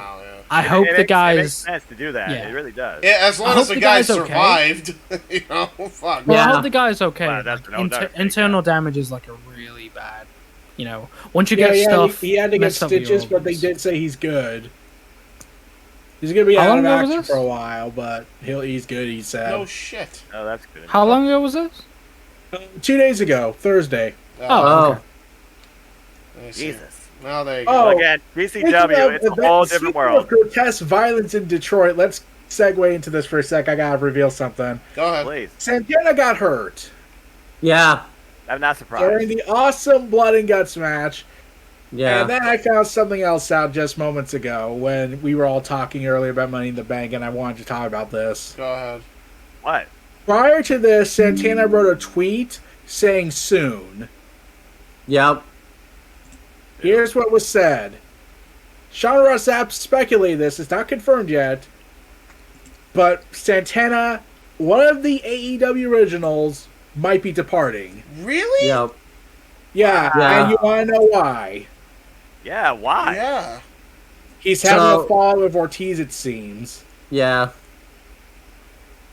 Man, those two. Santana and Ortiz might be in a personal relationship Rocky issue. That what you notice how they don't really stand next to each other anymore? It's like awkward a little bit when you look at it. Can I? I'm Yeah. sure I can believe. Yeah, I can't I'm sure I believe can that. believe Sean Ross that. Especially too. It Yeah. said too that That's fair, actually. It's a- Jack. it said too that when Santana, I believe it was Santana was doing was taking other bookings outside of AEW. It's just been him doing the bookings, not both of them. Right. Standing out So- his own, Can I? per se, Can I? for Can I a- just throw something out there though? Yeah. And I do have to say this because I actually do believe that this is the thing, and here's the only reason why I'm saying this. Santana's doing this to himself. No, I'm not capping. Like, do we need to remind ourselves that this guy was also among the list of guys who was arrested for a DUI at one point? And not only a DUI at one point, but also getting into a fight in a bar and having a domestic call on him. To the point where he was gone for like a few months. He actually served jail time while in AEW. If you remember that. He was in the Slammer for like 5 days. So, Yeah. something tells me he's got a lot of problems, and he's not allowing people to help him, even though he's got probably two of his best friends that could possibly help him, and he's not taking the help that's there. Again, you can only try and force a person before literally you have to, force their hand when literally they have no other choice. Yeah. Well, I hope that's not the case for Santana, because that guy's too fucking talented to be doing this to himself. I think He is apparently injured. It's very serious, along with Adam Cole, baby. Well, we all know Yeah. Adam Cole. He was wrestling with injury, and we talked about the whole situation with injuries and our approach and mentality to we'll it on get to last that. show, you We'll get to So- that. We'll get to that. Yeah, we It's will. nice to bring that up again. We definitely But can. Slammiversary first, because I do. Yeah, want to let's go ahead and take a sub tangent. We talked a little bit about news, talked a little bit about bad shit. Let's talk about some really great stuff. That was an homage to 20 years of this company that you thought wouldn't even make it to this point, but they did, and they're thriving, I feel, in a better degree with the roster that they have. Yeah. And they celebrated with them and the greats of the past at Slammiversary, of course, emanating from the Nashville Fairgrounds. They brought back, and again, it was all the hits and even the what the hell and holy shit. We had a reverse battle royale where you had David Young back again. What the hell? He don't look young anymore either, man. Holy No. shit, dude. You want to talk about somebody that wasn't young either? Old Buck of also I'm going serious. old. Jack, you gotta see how he looks. It's unbelievable. Like, I don't know if you watch this guy, but Marky D calls him Yeah. a cab driver, and he hits the cab driver slam. Man, he looks like a fucking Uber driver now, man. It's not a good look. And he was Listen, man. shirtless, and he's Respect your doing the elders. spine buster. Don't look over here. It's great. It's Don't look over great. here, man. I love it though. I love it. I wouldn't want it any other way. Like it's so TNA. TNA original, they had Slash as well with Potter's Slash, Jason right? Mitchell. We had the old Buck go literally around Shark the corners, Boy, he of won the ring. whole thing. Shark Boy won the whole thing. Oh, It was him and hell Johnny Trigger yeah. at the end. So that was a fun moment. We had the Digital Media Championship on the line between Rich Swann and Brian Myers. Where That Rich was cool. Swann, That was a won. good match. The Ultimate X match where Jack Evans made his Impact, I think, return. I don't recall whether or not he was in Impact Wrestling. No, before. he remember. I don't think he was. taken out. He was taken out of that match because of injury. So Andrew Yeah. Everett had to replace him. Yeah, it was, I believe, who was it? Oh, it was Andrew Everett. That's Yeah, right. it was Andrew Everett, yeah. Oh yeah. DP That was Dub, a nice DP shit to Dub, pick. DP Dub. There you go. Andrew Everett, Alex Zane, Kenny King, Speedo Mike Bailey, Trey Miguel, and the current champion at the time, Ace Austin, who became part of Bullet Club before this, through the Best Super Juniors finale in New Japan Pro Wrestling. They had Ultimate X, and Speedball Mike Bailey came out victorious, and about to add Speeding for a little bit. I just got done watching Against All Odds, and spoiler alert, Trey Miguel and Speedball Mike Bailey might be the X Division match of the year. That was absolutely insane what they did. So there's that. If y'all can go and see that. Yeah. We had the Knockouts Tag Team Champions on the line, where Ultimo Valkyrie added another rap to her repertoire. Damn as Rosemary right. Valkyrie beat the Influence to Neil Dashwood, MS, she's got and Ray. 4, and she won the XPW fucking championship too, their first she women's did. championship in history. This woman fucking got 4 championships. I'm so happy, dude. Fuck yeah. And she's already called out Thunder Rosa for the Triple A Reina Duranez title. We'll see what that leads to. Moose and Sammy Callahan try to kill each other's heads in the Monsters Ball match. And Moose had an inhuman moment kicking out one after a power driver on Tax. Catfish Jack driver. Good Lord Almighty. Wait, what? Yeah. Why? James and I were literally calling. I don't know. Ask Moose.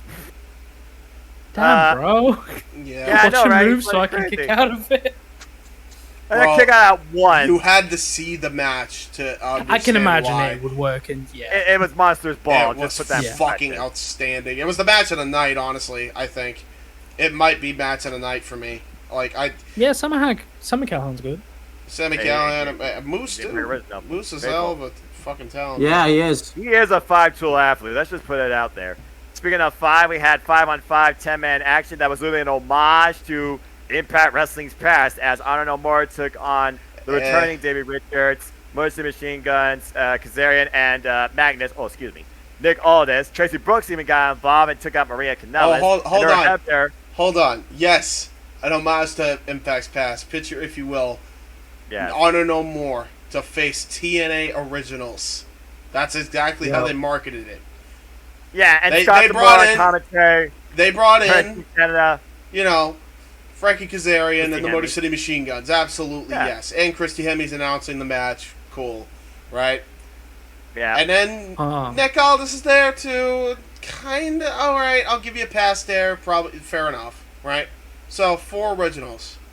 Then Dixie Carter comes out, and I'm like, oh, this is pretty cool. Dixie Carter's going to announce the 5th person and thanking the crowd for ever buying a ticket. That's really cool, right? And respectable. And then, to really hammer the point home, homaging the past to total nonstop action to Impact Wrestling's 20 years. The surprise man in the match is a disappointment, and it's Davey Richards. Exactly. The other half of the Wolves, just to build Eddie Edwards versus Davey Richards, which did play out a little bit here. Because when I think of TNA Originals, I think of the fucking guy who, with his partner, came in at the very tail end of the AJ Styles run. Yeah, totally. Okay, yeah, whatever.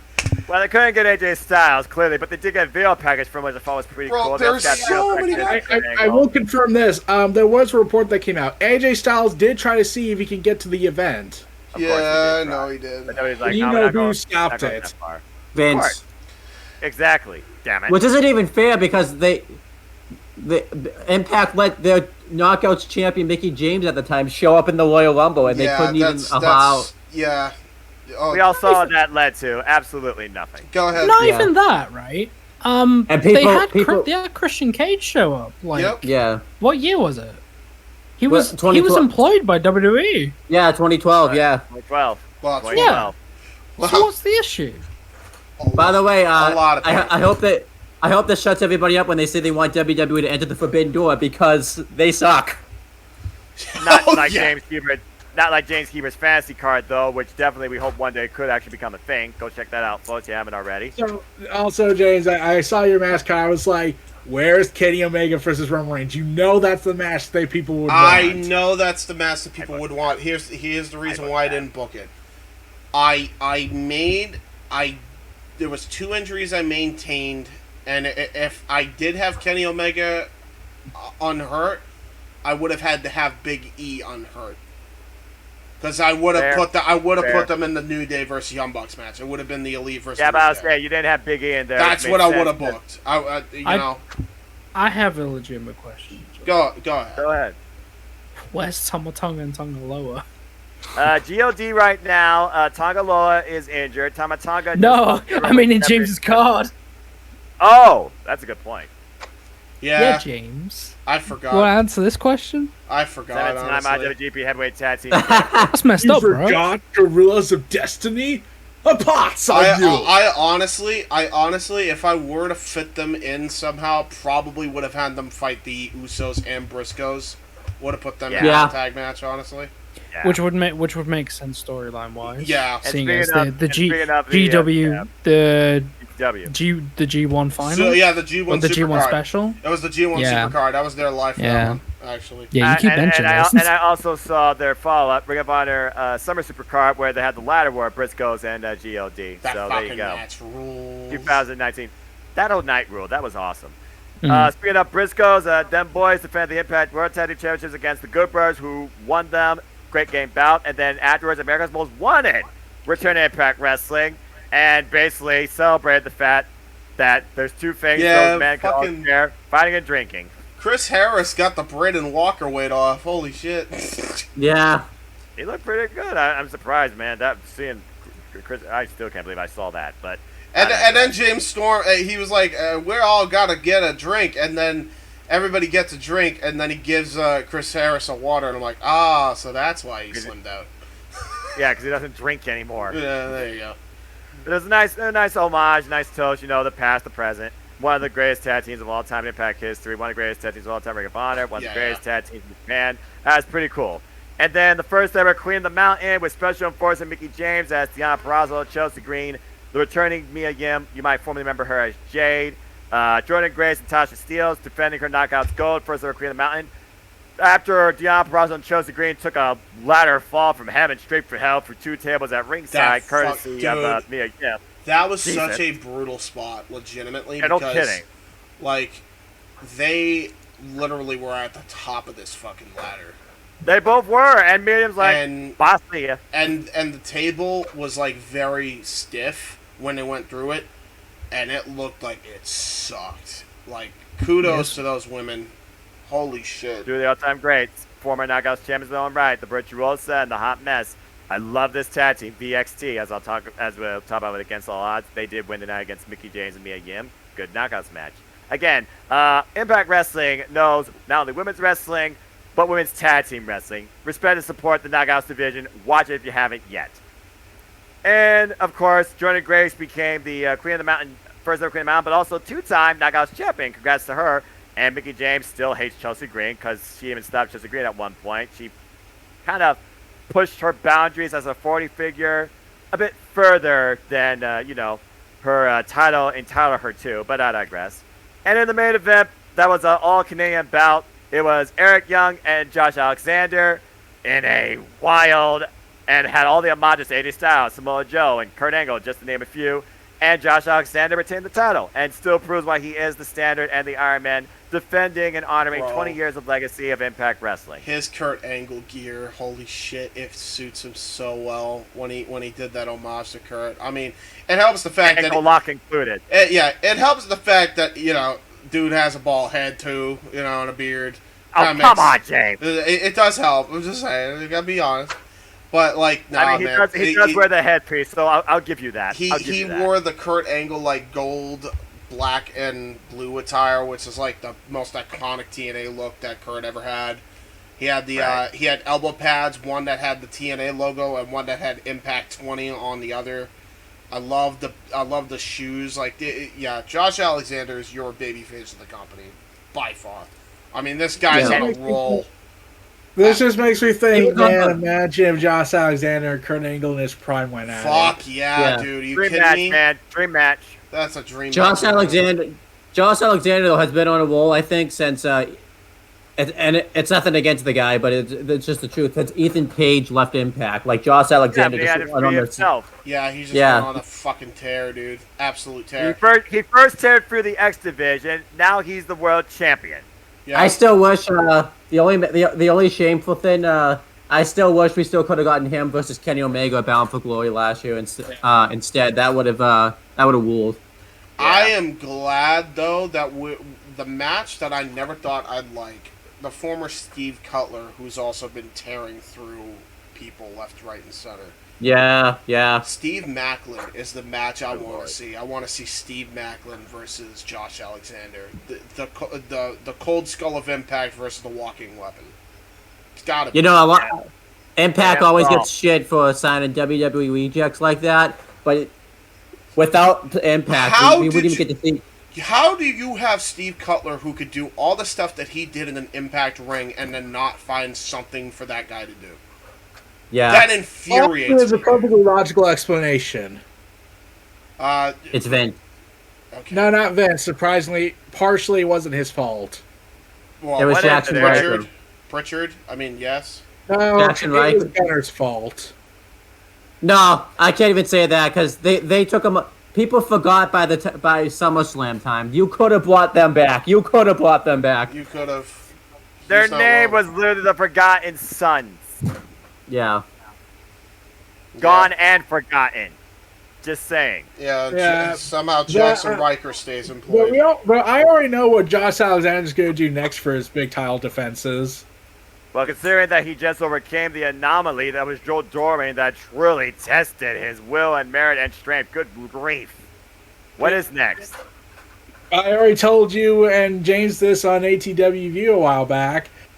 He's going to fight Jacob Fatu at Ric Flair's last match event. Oh, yeah, that's true. That event is the most hilarious thing ever. So funny. Go ahead. You want to let the floor No, be just Kuzon's the for price real. of it and just what the vibe is going, just looking at it before it's even happened. And more so, they're trying to sell the undercard versus the fact that Ric Flair's there. It's really That's kind funny. of our interest. It's just, I'm like, what, Rick? Are you off your head again? Yes. What's wrong with you, The man? answer Go is- home. the Been off his answer head is for yes. a while. Go home, man. Bro. I'm not even angry. Like, I can't get... It's can't really funny. Oh, I can't... How here's old the is this? thing. thing? It's depressing and sad to a degree, too, though. Yeah, I know and what here's his... the I thing know about what the his, like, show. argument would be, right? I found His argument... oh, sorry. No, Sorry. I'm just saying, like, his argument would be like, yeah, but who wrestled in North Korea and survived? You know? The most valuable wrestler in the world. A survived relic of North Korea, you know? That's putting it politely. You know? Yeah. Go ahead, Yeah, Eric. But you're not wrong. And here's the thing. New Japan's getting involved in this. Oh, come on. Yeah, Wait, they're what? bringing in Clark Connors, the guy who had an awesome showcase at Forbidden Door, to fight some other wrestler from New Japan. Yeah, I I forget can't who it pronounce is. his name, Yeah. so I'm not going to try. And we're reuniting Killer Cross and Scarlett to fight Davey Boy Smith Why? for Ric Flair's death sentence. Oh, Again, no. just David telling you Smith. on the event. You watch for this, Hey. and then if you want to hold out for Flair, there you go. Hey, I can't wait to see all these matches on Facebook video when they post them. Yeah, illegally. also, Probably Jordan by Grace is bootleg, gonna be there. because you cannot pay me to see this fucking pay-per-view live ever. I'm watching it. I'm man. watching this on WatchWrestling.LA. That's where I'm watching it. I don't mind You're exposing the internet. I'm exposing the internet. Honestly, Here's the though, other thing. honestly though, no. Let it be promoted. Let it be promoted like that. Seriously. I don't even care. Hey, Like, look, it's, if it does well, more power to them. yeah, but well, it's not gonna I'm happen. sorry. I can't say that. I legitimately The only can't Yeah. say that. The only thing this show doesn't have behind it is an NFT. Seriously, like, I can't Yeah. say that Flair deserves this, because he doesn't, for multiple different reasons. But Right. if for no other reason that this dude is so fucking greedy and selfish. Like, holy shit. Your time is fucking done. Yeah. Be a fucking parent for once, you old fuck. Sorry. That's the truth of the matter. If I'm gonna say it Here's about the Jeff, thing. I'm gonna say it about Flair. I understand. And here's the thing. Also, Jordan Grace will be defending the Knockouts title against Deonna Purrazzo and Rachel Ellering. at the show. Come on. The ring, I remember that. Yeah. And here's the thing, James, did I tell you this? Ric Flair wasn't the one that came up with this idea for a final match. Who? Of course. Who did? Ric Flair. Ric Flair didn't come up with the show. He didn't come up with it. He didn't even think about the idea of coming back. I believe that. I actually did. You want to know who did? Who? And this is where you'll direct your rage. Hey, Rick, this is Conrad Thompson. You want to do another match? Oh, Yes. Conrad Thompson, Okay. yeah. Conrad Thompson. I'm So bullshit he has now. guaranteed Ric Flair's death. I hate him. No, I actually hate him now. You hate? Did you hate him before? No, not before. But man, this is really, really piss poor judgment, Conrad. I'm sorry. Talk about really trying to Wow. sell StarCast. Like, dude, you're telling me this dude was willing? He was already not thinking about it, and then you had to put the thought in his head. You stupid. Yeah, yeah. He dangled the golden carrot. Yeah, and all because he's a money mark that got Jim Crockett Promotions now. It's the only reason. Yeah. Seen how ugly this belt now is? he has all these big matches that I would have loved to see on any other show. Like, I would love Jacob Fatu versus Josh Alexander. That's a show-stealing main event. That's even an right Impact there. Wrestling on a monthly special to really bring a crossover with MLW and Impact Wrestling. Yep. But no, we're just going to put it on the show that will be overshadowed if Ric Flair does something stupid, which he will no doubt do. But if his life is on the line, then it's going to be worse. And we can all thank Conrad Thompson for giving the idea to Flair to like, hey, Ric Flair, do you want to come back to wrestle one more time? Yeah. Yes. Okay. I'm good with ever supporting Conrad Thompson again. Well, I will say this. Thank you, Scott For a DeMore. while, Gail, anyway. Thank you, Scott DeMore, Gail Kim, and Impact Wrestling, bringing a positive vibe.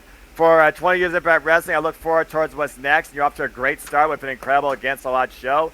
James, again, if you can't find nothing else to try and find the show your own way, find Trey Miguel versus Speedball Mike Bailey. No. Well, keep keep in mind, I'm not recommending that you bootleg any other event. I know I'm you're really not. I know you're not. This event, no. I'm never going to be for this event making money. I'm sorry. And I know that sounds very harsh, but it's also the God's honest way to talk about this. This never, ever should have ever been conceived. Period. Yeah. It never should have happened.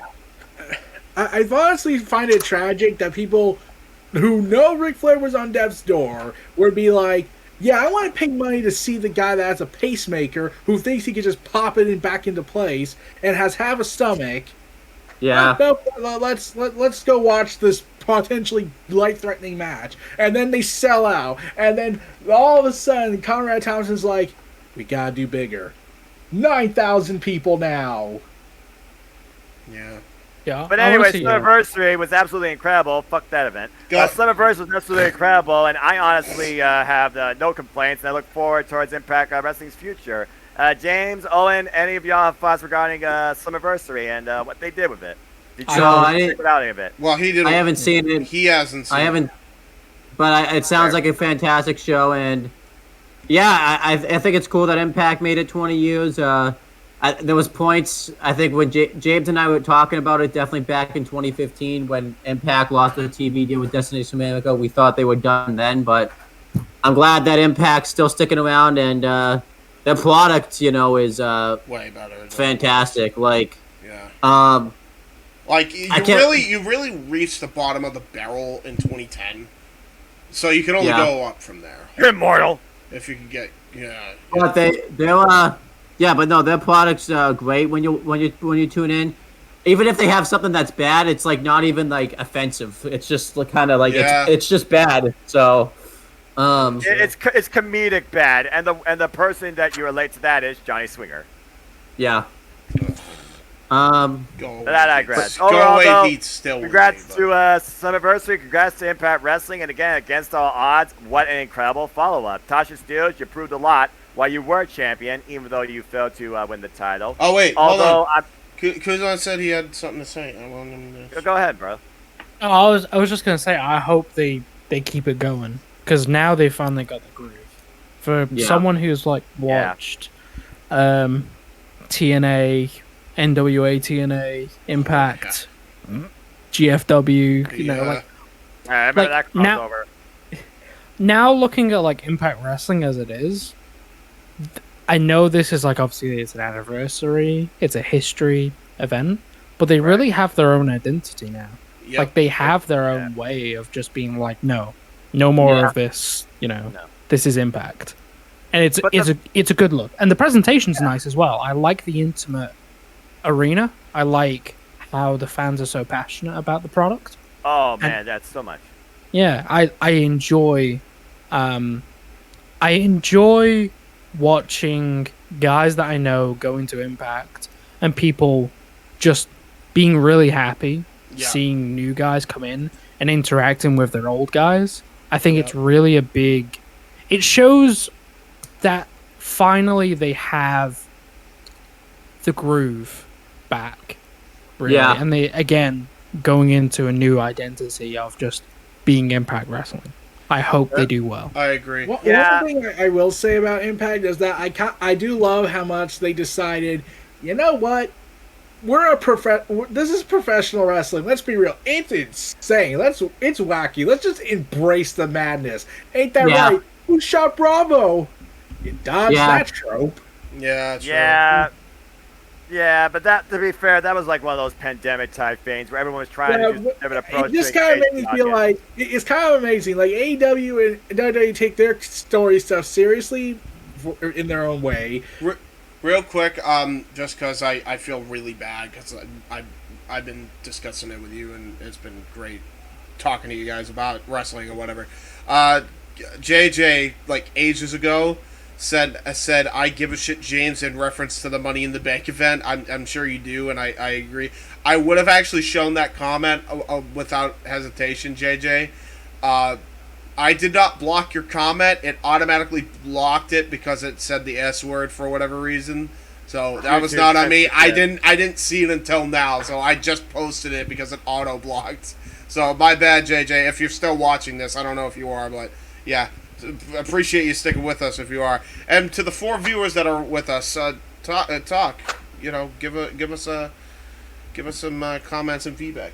Anyway. Yeah, but and again, like Kuzon alluded to, literally, Impact Wrestling has always been, even at their worst, we could honestly say they always have been an alternative in the wrestling industry, and stars have been made inside it and have come through it. And where you see them now, male or female, and what they're doing, that's their own choice. But you know for a fact that a lot of them had heavy influence or some sort of influence for TNA or Impact. And right now, what Gail and Scott are doing is tremendous. I hope it continues for the long haul. It's crazy looking at wrestling now and looking at it compared to any other time. It's like the territories again. Yep, anyone can go anywhere. And honestly, it's healthy. It's healthy for the wrestling economy. Exactly, not like money-wise, not just money-wise, but just exposure, getting your name out there. Now, more than ever, you're able to get your name out there, and like Impact really has they help impact the wrestling economy. I was trying not to use Impact as a pun, but I feel that you just had to do it. And it was needed. And again, like you said, it's a shared wrestling universe. When you think about these up-and-coming little wrestling promotions, like I watch CCW, an all-women's promotion, Capital Championship Wrestling, led by Kylan King, Kayla Sparks, Renegade Twins have been involved in that. I look at Mission Pro, that's always been a standout all-women's promotion. Of course, really been, pushed forward through the likes of Thunder Rosa. James, you talk about DPW, I believe. Love DPW. Deadlock Pro? Yeah, Deadlock Pro. Dude, OVW, of course, awesome. they're still doing their thing. They have a Netflix. MLW too is really good. Like it really is good. Like when I catch an episode, I'm always intrigued. There's just so much to be intrigued about and excited for when it comes to what the wrestling industry can offer you and who could show up and make a name for themselves too. It's a beautiful thing nowadays with how expanded the industry has become when it comes to opportunity and exposure and variety. Yeah. outside the W. 100%. And here's the thing. Here's the thing. I want WWE to join in on the fun, but they have their own. We're gonna have our heads shoved up so far up our new, you know what, and be so arrogant. I want to see a Roman Reigns interact with a Kenny Omega, mostly because of ECW reasons. Paul Heyman and Cyrus the Virus would be awesome to see interact. Right. Yeah. You talk about the head shoved up so far up a hole. John Laurinaitis' head was shoved up a different hole, and we saw what that cost. Whoa. I think. Oh wait, there was something I wanted to mention. Wait, hold on, Kuzon, go ahead. I was just gonna say, I think WWE will allow other wrestlers from other companies to come into their area. They'll let them work in WWE. They won't allow their wrestlers to go out there. And that's the problem. That's the issue. You need to be able to spread the industry is double-sided. They can come in and out. I get it. I get the view that WWE have. I get the view that Vince's have. Look, I have a monopoly on this economy, and I understand that as a businessman. I completely get it. If you have a monopoly on an industry, you're not going to see Apple working with Samsung to see them make a better phone. That just doesn't work. That's not how business works. Right. But therein defeats the whole purpose, though, Kuzon. They're not a monopoly. I'm not saying it's there's fair. Other people, I'm not saying it's fair. He's just looking at the actual, reality. From a business side, on the realistic nature of it, I understand. But at least allow those wrestlers, and again, they've done it at the Royal Rumble, but allow those wrestlers to be able to go, like Drew McIntyre or Drew Galloway, being able to go to ICW. Yes, they own the company, I know, but still, my point stands. Allowing people to go back to their original sources and being like, hey, remember when I was here? It's pretty cool, right? Look what I'm doing right now, And this is where it all starts. Well, I love the fact that you said ICW, because I think about the UK side. I think about ICW. I think about Progress. I think about OTT, and I know some of these companies aren't even under the WWE umbrella. I think about Pro Wrestling Eve per se, and of course Rev Pro, right? Rev Pro, of course, there was New Japan Pro Wrestling. Will Ospreay's that freaking Rev Pro British Heavyweight Champion. Rev Pro's a perfect place, a perfect middle ground for wrestling. You have WWE who have their grip on the UK scene, right? Yeah. Well, still to UK, or so we think. For how much longer though is the question, because we're starting to see more of the Vince influence of NXT 2.0 invading NXT UK, and the only good thing that's come out of that so far was Ivy Nile and Mika Satomura had a hell of a match. Ivy Nile has incredible potential. I will say that right now. She is somebody that definitely I could see being something big if booked correctly. Continue. Yes. Please just put someone over in this women's division. I'm begging you, from any company. Please. Exactly. I agree. If you ever wanted WWE and New Japan to work together in any capacity, Rev Pro is that middle person. That is the place where you can do it, and you don't have to own Rev Pro to do it. Just let them do it. Exactly. Everyone can make money doing it. You don't have to sacrifice being the monopoly of WWE. New Japan can do their thing and keep their IPs, because I know Japanese companies in general, not just wrestling companies, but Japanese companies don't like sharing their IP. I'm amazed the Forbidden Door is even a thing. But Rev Pro is that way. If you can have a middleman, which the indie companies are there to do, if you use independent promotions as middlemen for the bigger companies to use, that's how you get that collaboration working.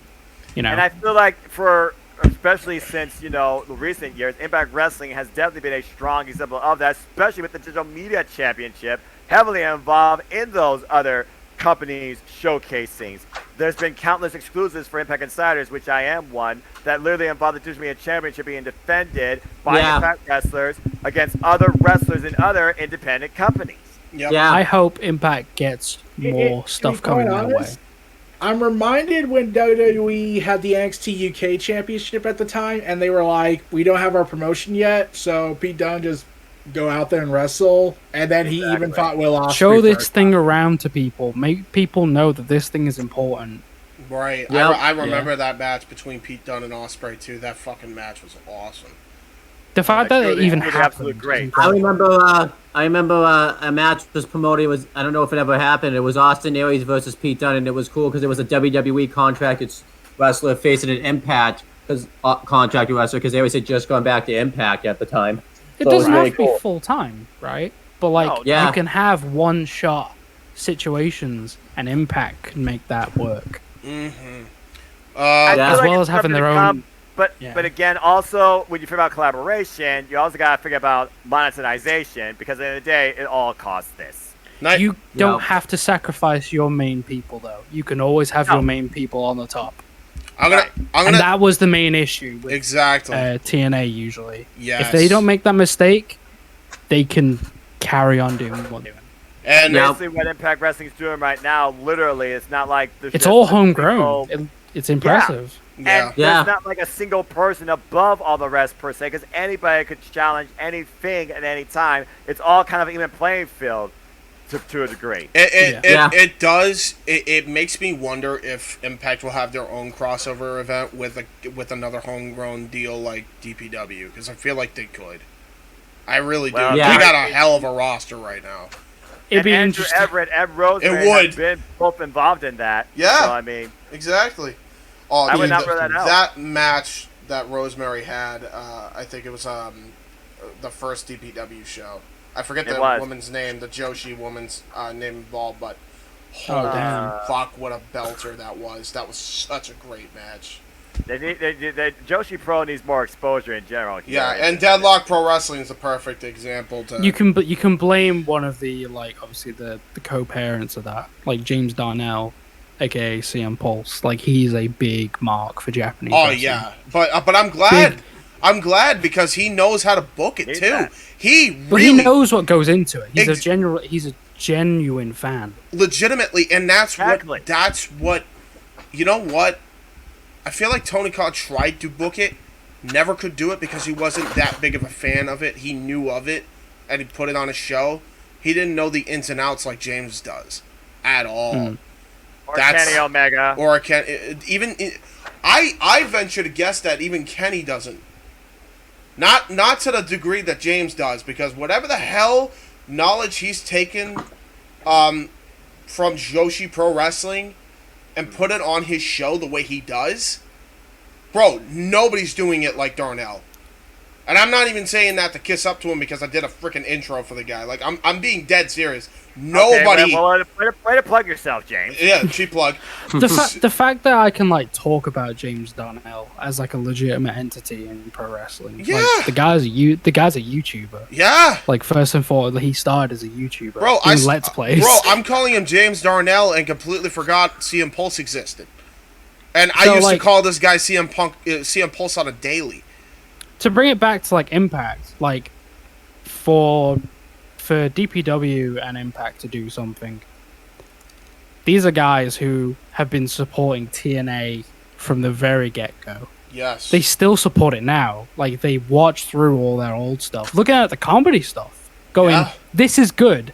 This comedy stuff is." Kurt Angle sitting in spandex, sunglasses, getting tanned. Retro review of anything I've ever heard, man. While it's eye rolling, yes, I know, but the fact that they can pick, the fact that they look at that and go, "This is good," and they're having fun. It might not be serious, but it's good. Yeah. It's good stuff. It's actually worthwhile content that engages an audience per se. Even an audience that might not be uneducated to wrestling, they can still look at it and be like, "This is funny. I'm curious what else this brings." You want to see Kurt Angle getting a suntan? My God. Who's Kurt Angle? Yeah. His title's getting stolen. What is he wearing? It's amazing. Real quick, to wrap up this bow, I'm gonna read a comment. I'm gonna wrap up this this idea and segue into our next topic because I think it would be a good segue with a comment from JJ. JJ's always supporting. We appreciate it, brother. He says, a quote from Clint Burton, who was Hawkeye in the Avengers, and straight from the movie here. The cube is a doorway, right? Doors open from both sides. That's a perfect segue to Forbidden Door if I've ever heard one. Owen. Yeah. Isn't that the truth? I want you to talk about it, man, because I'm pretty sure you haven't really talked that much in the podcast because we've been going back and forth. So I'm going to let you have the floor. You run this down if you want, man. You got this, Owen. You got this, So, man. yeah, Forbidden Door finally took place, and I think there was some worries of how the show was going to be because we had injuries that plagued the show, Ugh. and politics was getting in the way with certain talent not being able to be booked on the show, like Andrade El Idolo and the Lucha Bros because of the AAA contracts and all that type of stuff. So Thanks, Cartel. a lot of people were wondering, was the show going to be successful? Because some of the New Japan talent weren't getting quite the reactions that I think everyone thought that they were going to get. I think the only one that got like a big reaction was Jay White, but that's because he's been on Impact lately, so that I don't know if it was really a New Japan thing. I gotta say, I feel like, for example, based on what they were, Chicago, hardcore wrestling fans, the mecca of professional wrestling, everybody from New Japan to a degree got a decent action, but the people that got the biggest reactions was not just Jay White, it was definitely Okada and Suzuki. Oh, yeah. Well, when I said that, I was talking more so like the show's building up to Forbidden Door, not necessarily Forbidden Door itself. Fair enough, considering when those men actually came into play, and Jay White has been more the predominant example of New Japan pro wrestling to hype up that side for Forbidden Door, since it was literally hyped up by him and Adam Cole. So I'll give you that. Continue. And then we had Forbidden Door happen, and it was such a fantastic show. Pay-per-view of the year for me right now. Pay-per-view of the year for me by far. Yeah. Yeah. Kind of going through it. I don't want to talk about it too much because I feel like I don't want to diminish Spoke because I'll be talking about that a lot on there. So you're doing a great job with that, by the way. Thank you for keeping the spark alive. So yeah, to kind of run it down though. I really enjoyed the show. I think I liked how they had a lot of the New Japan talent and AEW talent both go over in the matches when neither company looked weak. I thought that was good. Yes. My favorite match of the night was Will Ospreay versus Orange Cassidy, just because I really didn't know who was going to go over in that match. Because James, I thought you were going to lose your voice at one point with the way you reacted. They were. I watched your reaction on the Mecha Network. Bro, I legitimately. I like Orange Cassidy, but IWGP US champion was a stretch because of his gimmick, and damn near they made me believe it could happen and they did a good job doing it too, and I damn near had a heart attack 3 times. At least twice when I was trying to call the action, you and Jeff were having a field day. Yeah, Jeff Beecham. I'll quote Jeff. Will Orange. I have heart problems. That is not okay what just happened. Yeah. It was just a fantastic match. That was my match of the night. And Eric, I think you summed it up perfectly as far as this presentation, how we didn't get Andrade, but we got this instant classic instead. Yeah. Yeah. And here's the thing, Rocky Romero came out with this. Orange Cassidy was like, I don't think I can hang with Will Ospreay. I'm unsure about that. Bullshit! You kidding me, Orange? Dude, don't doubt yourself ever again like that, dude. Holy hell, you had a hell of a match. Endorsed by the freaking wrestler Katsuyori Shibata. You're a main man for life. Bro, for real. Yeah. Also, I got a new update regarding what was at one point planned for Forbidden Door. But hold off on that. Certain tag team scrapped it. Let's let Owen finish writing down the card when we talk about the match of the night because he still has everything else. Yeah, we had I like the triple threat match for the ROH and IWGP tag team titles. That could have gone anyone's way. Yeah, I love how they worked the injury with Dax Harwood. I thought the guy was legitimately injured, which he still could have been, but he was healthy enough to finish the match. And I am so happy that FTR have the IWGP Heavyweight Tag Team titles because they are the tag team of tag team professional wrestling. Yeah. Period. We had Sting, Darby Allin, and Shingo Takagi versus Bullet Club's Young Bucks and The Phantasmo. new version of Dudes with Attitudes, baby. Shingo Takagi and the Scorpion Death Droppers. Let's go. Yeah. Sorry, Kevin Nash and Shawn Michaels. Your time has passed. Stin's dive off the stage was awesome, and the highlight of the match was. Bro, and I just can't believe. Go ahead. There's no spelling of Sting throughout, by the way. Don't forget that. Go ahead, Owen. Yeah.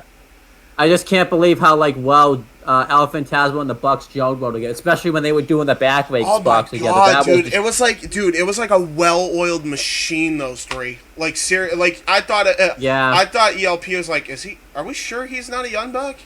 We sure? He definitely fits the mold. We sure about the? Can we double check that? Okay. Yep. Okay. Fair enough. Yeah, what else? One of the sleeper matches on the show was actually on the buy-in. It was Keith Lee and Swerve Strickland versus El Desperado and Kanemaru. I can't pronounce his first name. I love that match. Yoshinobu Kanemaru. It really tested Tony Khan. Yeah, that was, I it really love that tested match. the chemistry of Swerve and his glory, but it also showed how resilient and aware, sneaky Suzuki-gun could be. This was a hell of a match. You know what? Sleeper matches. You want to talk about sleeper matches on the buy-in? Nick Camarado and Lance Archer was a hell of a fucking sleeper match. That was a beast brawl that wasn't even announced before the show. That was just for the audience, like, surprise. That was really well done. And then and the other members of the factory. Who was it? QT Marshall and Aaron Solo versus Yoshihashi and Hiroki Goto.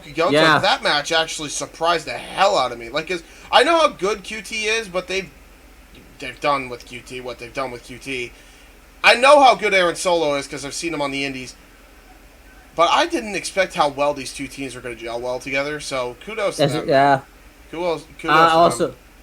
All around. Also, I like the women's match a lot. I was kind of worried how the women's match. Yeah. Agreed. I was kind of worried how the women's match was going to stand up because it felt out of place when they put it when they booked it, but it actually didn't feel out of place at all because it worked really well. Ronda Rosa talked about on the road to how these two were the only women represented at this pay-per-view. They had to set a standard. They had to make a point, and they did. This was Stardom strong style level competition that pushed Mera beyond normal boundaries, where she couldn't put her away with her finisher. She had to go to Dustin Rhodes' playbook to put down Tony Storm, and it left more to be desired. And as Tony Khan alluded to, if he could have booked Stardom Town, he would have. But they're all busy, and visas are a bitch. Yeah, and honestly, this was the best. If that's the case, Kyrie. If that's the case, this was the perfect substitute because I can't think of a better person that represented Stardom back in the day than the Wonder of Stardom champion. So there you go. Multiple time Stardom champion, Grand Prix winner, and a participant. I think she was a silver medal tournament winner too. Toni Storm has as strong as a resume in Stardom as Io Shirai, maybe. And Io Shirai is the most predominant name in Stardom history besides Mayu Itami. Anyway, continue, Owen. The opener, Jericho, Minoru Suzuki, and Sammy Guevara versus Eddie Kingston, Wheeler Yuta, and Red Shoes' son. That was gold. I love. What a coming out party! What a coming out party for Shoto, dude. Wow. AEW with the consistency, we're going all the way back to Wrestle Kingdom 12. Remembering the fact that Jericho laid out Yoramura all that time ago. In a match with Omega, which I'm like, holy shit, they're going back that fucking far? Wow. Yeah. Use continuity to our advantages. And I keep saying it, the IWGP United States Championship is the true first key that brought us to the Vendor in the first place, where New Japan Pro Wrestling got to put themselves deeper into America. Yep. And the callback they did where Yoramura still got his revenge on Jericho because he ended up putting him in the Boston Crab, and it was just gold. This match was gold, and even though it was predictable that the heels were going to win because it was for the main advantage of blood and guts, but it was still a hell of a match. Yeah. And again, Suzuki, Kingston, I need that one-on-one somehow. Good Lord. And then later on in the night, when Chris Jericho comes up and just throws a fireball in the guy's face, I mean, there's a reason that guy's a wizard. It's You know. Oh yeah. You know, the Go four-way match. ahead, go ahead, Kuzon. No, I just said it's the fedora. It is the fedora. I agree. Nice guy, Christian. I have a fedora. The fatal four-way match to crown the first All-Atlantic champion was a hell of a match. I thought Clark Connors had his best performance I've ever seen him have. James, before everyone speaks, you really were talking about how Clark Connors didn't feel like they should have put maybe like Alex Cobb, for example, in this. Did Clark Connors, make your judgment? Oh, yeah. Man, I was shocked. Listen, I only said Alex Coughlin because I'm a DPW mark, and his match with Calvin Tankman absolutely ruled. Go watch it. DPW Fire. But, man, this Clark Connors cat's got something, man. He's got an intensity that I can't even describe. Like, he's really, really good.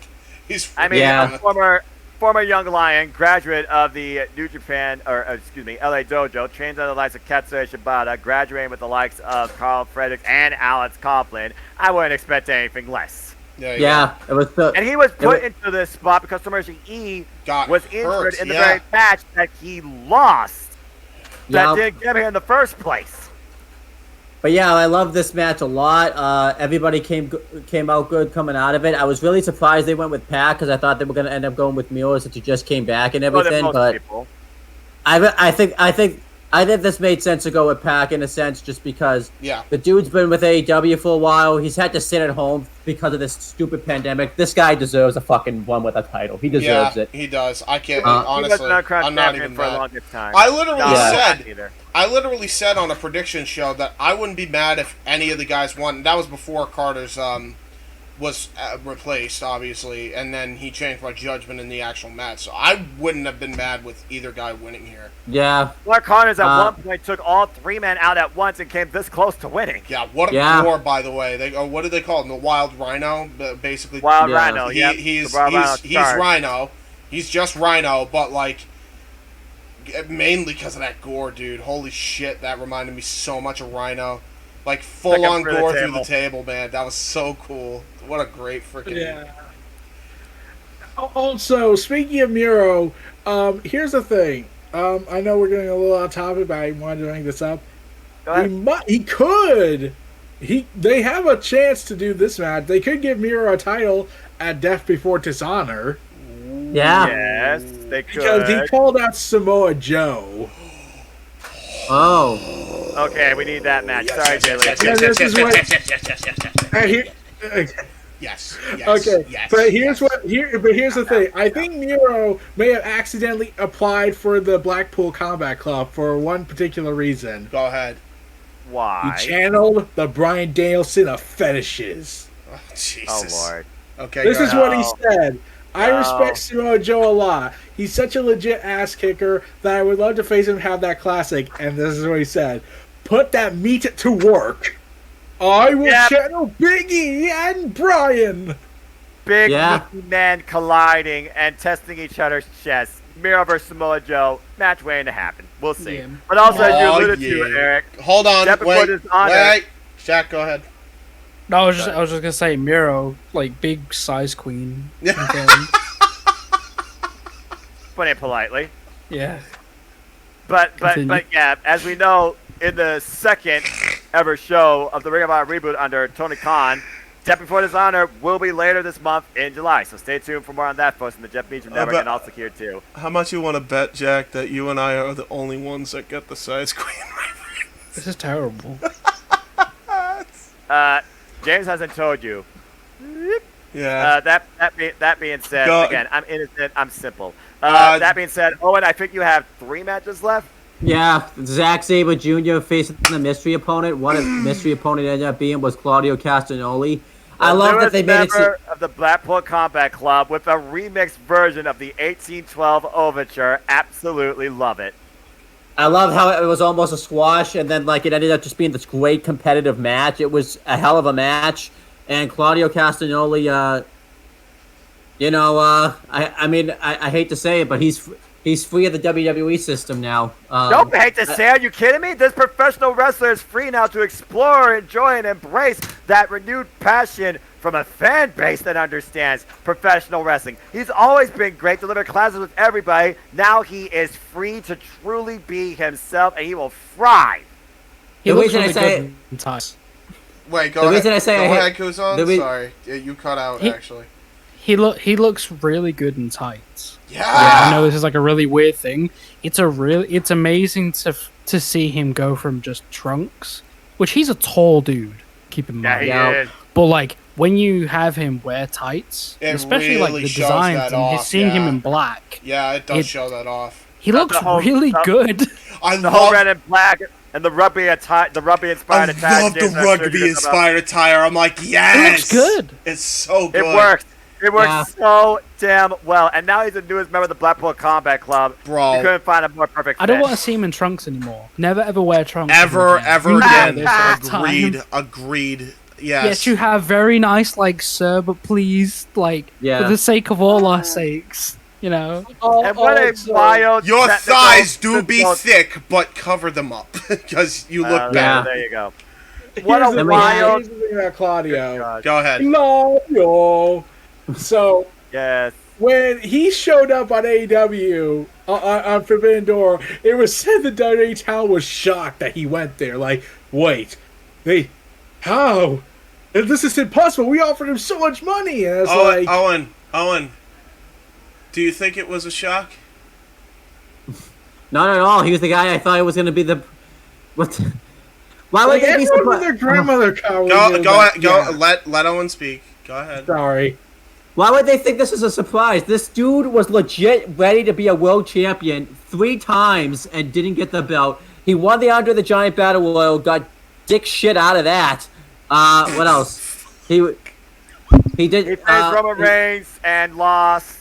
He Yeah. won at WrestleMania, and then Seth Rollins won the following show, and that momentum just literally got reverted back to zero. Oh, don't forget about this. Don't forget about this one. Wasn't there something that happened in like 2015 where like they didn't capitalize on him? He faced Kevin Owens at SummerSlam, and then like he just let losing Yep. and losing. He Yep. returned it in 2016. He returned. They had a and short-term then feud with Sheamus, which was like pretty fun. Singles affair, best of 7 series. Hey, Yeah. how about the time he jobbed Dolph Ziggler 2 straight falls in a 2 out of 3 falls my match? God. Remember that one? oh, how about this I one? know How why about he did that. I know why they did that. Because Dolph. yeah? No, how about No. this one though?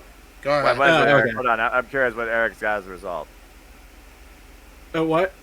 Go ahead, Eric. What's the reason? I was gonna say. Apparently, Claudio had heat right before the show because he said no one wants to see John Cena and Randy Orton for like the 5,000th time. Oh do my remember God, that. that's right. They did Owen, punish him for that, didn't they? We covered that too, didn't we? On the rundown, I You think. bring attack our Lord and Savior Cena and Orton. We didn't. They we didn't. really we, did punish him for that, didn't they? We didn't know each Oh, other. Wow. Oh, we Punish didn't know each Cesaro other for then? having That's right. an original idea that a multitude of people that follow the WWE probably agreed with. Was it really They that did long that. ago? That was 2014, Owen? Yeah. Yeah. It's like Night of Champions? Hell in a Cell. Yeah. Yes. Let's not forget about this one that they did with Claudio. He was fucking yodeling. He was yodeling. he was. I'm not making this up. The dude was yodeling on live noise, TV. You brought me back to a flashback that I never ever wanted to remember in my lifetime again. I can't. Oh my God. He did really. Yeah. Yeah. And I think at one point I thought Claudio, aka Cesaro, was going to be part of NXT UK after that instant classic sleeper at NXT UK TakeOver at Cardiff where he took on Ela Dragunov. How WWE utilized Cesaro. Look at my headphones, and that's exactly how they utilized Cesaro. There we go. They Let's sent also him back not. to NXT as well, But- and he had like yeah. a really good feud with William Regal. Let's And also Like not. he knocked it out of the park. Go ahead. Yeah. Go ahead. Let's also not forget the way they followed up his NXT UK appearance. I believe he lost them to the Miz in like 5 minutes right after. my that, God. too. He did. Wasted. Not fully appreciated. Not pushed to be the champion and the top star he damn sure deserves to be. You got the ball, WWE. You have yourselves to play. Oh, Here's the Why thing, are we here's laughing the thing. about this? it's Here's the thing about Claudio's run. because he's in a better right place. Right after he won the Andre the Giant Memorial Battle Royal, all those years ago, they did have a huge plan for him. They wanted to do Claudio versus Brock Lesnar at SummerSlam, make him the next Bryan Danielson since Daniel Bryan was hurt. But then they were like, well, he's not being a sports entertainer, so fuck him. Yeah, because FTR, again, they didn't want to be sports entertainers. They wanted to be professional wrestlers. Claudio's been a professional wrestler 20 years in the game, and now he's with a group with the likes of Jon Moxley, Bryan Danielson, and Bright up-and-coming professional wrestler in his own right, Wheeler Yuta, with Regal as head. This is brilliant beyond all belief. And guys, just before Noah doesn't mean head like Al Snow's head. He means the leader. Let's just make sure everybody knows. Oh, that. There is a rundown crossover. People might get confused. He's right. Okay, well, I'm at coach. He's not listed as a coach yet on the AEW. They were surprised. WWE's talent was apparently surprised that why would he sign with them? Did Tony Khan have more money than we thought? It has nothing to do with money. I cannot believe. That's what I seriously can't believe. Are they really still thinking it's just money to these fucking people? Really? No, come on, he does Twitch. This is what I wrote on Twitter. This is what I wrote. Because not every single wrestler on the goddamn planet does it just for money. Imagine how Booker T's handling this revelation. His head's probably exploding. Yeah. Well, Booker T has been 50-50 in his realization and conversation regarding WWE and AEW for the longest time. He's not fully out of touch, but he's happy. We didn't mention he could have made very substantial amount of money, but even though likely, he would likely not get any big push. Of course not. They had nothing. Yeah. They saw, and Owen and Jack and I have covered this for years, but I'm pretty sure before we even knew either of you guys, Eric and Noah, we've been covering this shit for fucking ever. It feels like it's unbelievable that they misutilized him for so long, and they were shocked why he didn't resign. And the minute he comes into AEW, reignites the Claudio Castagnoli spark that got him signed there in the first place. The fact that they were so patient. Yeah. The fact that he was so patient for so many years. Think about how many years he's been in that company, and he's never complained, really. He's done everything he can to the book of how they wanted it to. Yeah. And he never said a bad thing. He was a good company man. He never said a bad thing about the company or anything. Never had a bad thing to say about the company. But as soon as he was he saw an opportunity to do better, he was like, all right. I think this isn't working anymore. I gotta do something. Yeah, I think it was this last push where he beat Seth at Mania, fought Roman for the belt, and didn't get the belt. I think that was the last straw. He was doing really well, during the Thunderdome era. After his match with Rollins, I thought he was going somewhere because it was interesting. I agree. Same, and then all of a sudden, I was like, all right. Claudio's rise and then quick fall in WWE Part 47. Yeah, over and over again too. I feel like, we lost a host. We did lose a host. Well, there he goes. But something happened there, Noah. What? Accidental? What happened? My internet glitched, I guess. That was weird. You trying to tag out, bro? Why? No. I mean, at least my device didn't crash on me. I've had crashes with this, so I can replace my battery. That actually tech issues. But anyway, continue. The bottom line is this: they dropped the ball on Cesaro. Bro, I know another reason they dropped the ball on. To me, for Owen, the Orange Cassidy Will Ospreay match was the match of the night, and I love that match. But to me, this was the match of the night. First off, Sabre Jr. and Claudio gel so fucking well together. Give me that match again in my lifetime, please. That's number one. Number two, Claudio, I've never seen him look more rejuvenated, more happy, more enthralled with being a pro wrestler, with being I'll even say it, sports entertainer. I've never seen him so happy, bro. He comes in and he's just the roar this dude gets. It's on levels of like Punk and Danielson. 16,000 people in the United Center lost their Screamed when it was Claudio, dude. Screamed when it was him. Like, that United Center blew the fuck up when he came through that tunnel. Unbelievable pop. So great. Yes. Seek this match out if nothing else to me. Because this was, if Yeah. you're a Cesaro fan, this is the match you're going to want to see. It's his match with Zack Sabre Jr. Him shaking hands with William Regal, like, in a very elegant way, is, like, the most charming thing I've ever seen. I think it's, like, one of the most wholesome things I've seen. Absolutely. I know it's not like him wrestling and doing, like, incredible moves, but, like, just him standing next to William Regal and just shaking his hand whilst having his arm around William Regal. Like, that's like... What a fucking... image in my head. That's like an image in my head. What that I never thought about. Seriously, what a fucking group, by the way, that we have, dude. Like, seriously. Yeah. This is the most prolific group right now in professional wrestling, in my opinion, that can define the future of this business. Bro, Danielson, Yuta, Claudio, Moxley. Yeah. Like, this group rules. And Regal's influence. Yeah. Go ahead.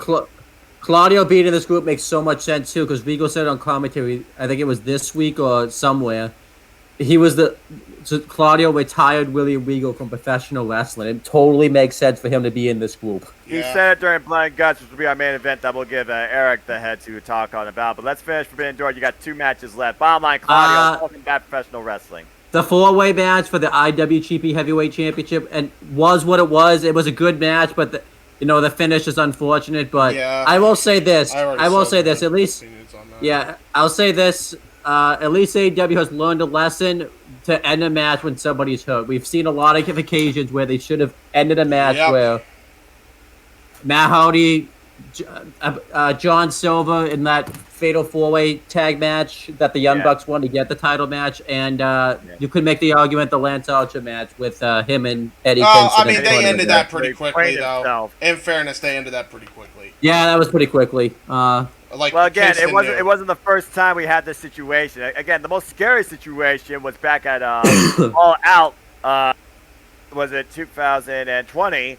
Where Sammy Guevara and Matt Hardy nearly killed each other on concrete. That was bad. Yeah.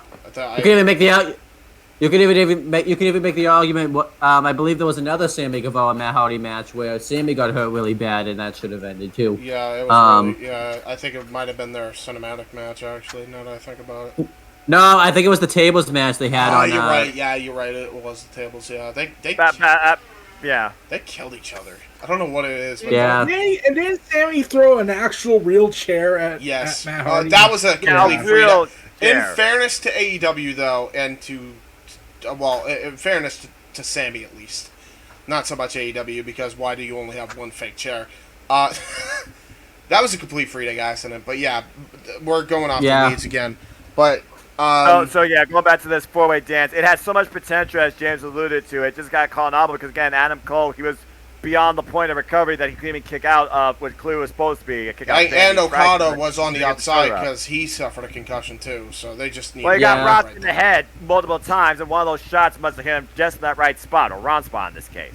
Because you could tell we weren't even anywhere near close to done to the match, because we still had yet to see the Rainmaker, we still had yet to see the Last Shot, and Panama Sunrise, we still had yet to see the Bar Shot. We did. Go ahead, Jack. I find the interview with Jay White and what do they call it? They call it like the post-show like scrum, post-media scrum. Yes. The interview with Jay White, like that was really interesting. I don't know, like I think I got worked, but like there's like it was a weird situation. It is. There was so much weird. There was like so much weird, and you could tell like. And Tony looked stressed. Like I've never. He looked scared. No, I'm not even gonna. Let's get to the main event. By the way, was awesome as well, Owen. If you want to talk about that, because I want to talk about the I thought before we go to break. I thought the main event was awesome. I loved John Moxley versus Tanahashi. I liked that we got to see Moxley wrestle a different style. Them putting up the fact that just, Moxley's taking Tanahashi out of his comfort zone. And eventually Tanahashi had to fight kind of out of his comfort zone to even get any advantage on John Moxley. Moxley winning the belt obviously makes sense. He's finally completed his goal to go after all the top guys in New Japan Pro Wrestling, and now he's Not all the top guys. Not yet. Yeah. But saying. now we're gonna have at some point John Moxley, if he's still champ by then, versus CM Punk to unify the championships. John Moxley is now the first ever two-time AEW World Champion, and I think this is awesome. So. This is so good. And as we learned, he's already got his first challenger before CM Punk, thanks to a callback brought forward from World War III, their WCW trademark, after we saw World Rampage, Brody King. Yeah. Yeah. First time ever. We'll get to that Oh, for but sure. there is one more thing. It's what happened after Hiroshi Tanahashi and Moxley. The Jericho Appreciation Society decides to wreck the event with entertainment. And then, this is the part where I was like, man, I'm going to love it when he becomes world champion. Eddie Kingston's interaction with Claudio. Yeah. Oh my god, yeah. Wow. The history between those two back in the independent scene. Oh god, I was like, oh god, give me this match, dude. They're gonna capitalize on this. They're gonna capitalize on this. It's gonna be so good, and because I love a feud where both guys are gonna come out on the better end of it because they're just way too good for each other for it not to happen. Kingston and Claudio are the personification of that. First off, there's real life issues between the two of them. They can play off that so well, so good. Number two, they're great freaking workers. One's fighting from an underdog style, the other one's a freaking juggernaut of a human being. Like this, that alone is like great. You got that guy who's basically an underdog getting his, basically patronized by this Swiss Superman type. This is so good. Like the story writes itself, man. I'm so looking forward to this feud. Like, God, me too. Yes. God, please don't injure them. Please. Yeah, but if they do the match, want to know what I'm expecting to happen? Go ahead. What? I'm expecting Claudio to really get under Eddie Kingston's skin by doing this. And what did the other place see you as? Just a mere teacher to be yelled at. We saw Eddie Kingston already call out Jericho with the whole fact about sports entertainment, and literally they were a block away from WWE home turf. So and that literally led to long-term story time right there. It led to the Jericho Society forming and the sports entertainment gimmick being really played into Jericho's rehabilitation of his character. So again, sky's the limit. But bottom line, Forbidden Door, Pay of the Year, and hopefully an annual standard to come that will expand from here and welcome more in. I hope to see Stardom and Impact and DDP Pro and more Joshi Pro Wrestling Showcase next year, to say the least. And I hope more Ring of Honor representation too, other than just a tag title match. Like, definitely got to have more Ring of Honor in there as well, I think. Yeah, definitely. I was going to say this. Apparently, there was a different plan for the tag team titles for IWGP. Ooh, go for it. Originally, Gato wanted the Young Bucks to win the win the tag titles, so they can fight FTR with both teams having 2 titles each. But the Young Bucks were like, "Nah, we kind of like it if FTR has them. That makes more sense for them." Because again, these guys are not in the business for themselves. Yeah, that's really cool by the Young Bucks. Yeah, you know what though, I hope, and I recommended this booking idea, and I'm a booker at heart. That's just what I am. Yes, you are. Impact tag titles for the Young Bucks, and more importantly, NWA tag team titles. Yeah, that's what I've been saying as well. They got to go for those. The heat would be nuclear there, man. It's also, at this point, the biggest sets of remaining tag team championships that FTR has yet to get to become the, infinite star-rated tag team of all time. And by the way, if NWA is getting politics blocking their freaking mindset, hey, get rid of all this or get rid of Corgan. Might solve your problems. Just saying. Sorry, not sorry. I'd say get rid of Corgan more so. We'll talk about Corgan on another episode because this is already long enough as it is, and we still have to go to another break. But I'm gonna close out this topic before we go on to break with a comment from JJ again. It literally is a one long comment, and he says, they legit need to have an episode of Rampage with Claudio doing the same spin and the feed cutting off because time expired on the broadcast. Then have a following week's Dynamite open with him still doing the swing on the same opponent and actually finishing the match. That's too darn good, like CM Punk just remaining asleep in the middle of the ring. That's too darn good. The problem is, though... go ahead. I love AEW, man. Go ahead, Owen. They could do it on Dynamite since this taped the same day. They could just have Dynamite and like that Rampage. You're right. It's more practical that way. That's more practical that way. Yeah, JJ, like the idea. We got to invert it though because it's more practical. Owen, you're a genius. You're a genius, Owen. I hope now I see that when I go see AEW Dynamite and Rampage in Cleveland. All right, so we are around the 2 hour, 30-minute mark, close to it. And when we come back, we're going to cover Blood and Guts, and we're going to cover Royal Rampage. Those will be our final two topics for the night. We will be right back. Again, don't close that window. We got one more break on tap. A table from hell with the Psycho Asylum. An Iron Man match of factorial proportions. Man. In this fight, I will melt you down to slag. Versus Machine. I calculate a 0.85% chance that you will win in your current condition. All Metal Mayhem. Colleen Horizon. When you throw me into the wolves, I will return leading the pack. Vera McGarden. And I'll do anything to be the warrior on top. For the Athena title. Best friends turned bitter rivals. Johnny Star. Don't get in the way of the star or you'll get burned. James, the Archangel. I'm the real star of this brand. For the international title. The Outsider, Mark Young. The Executioner, Michael X. For the WYW World Heavyweight title. 2 out of 3 fall. Inside. In a hell. In a cell. WYW Immortal. Now available on YouTube.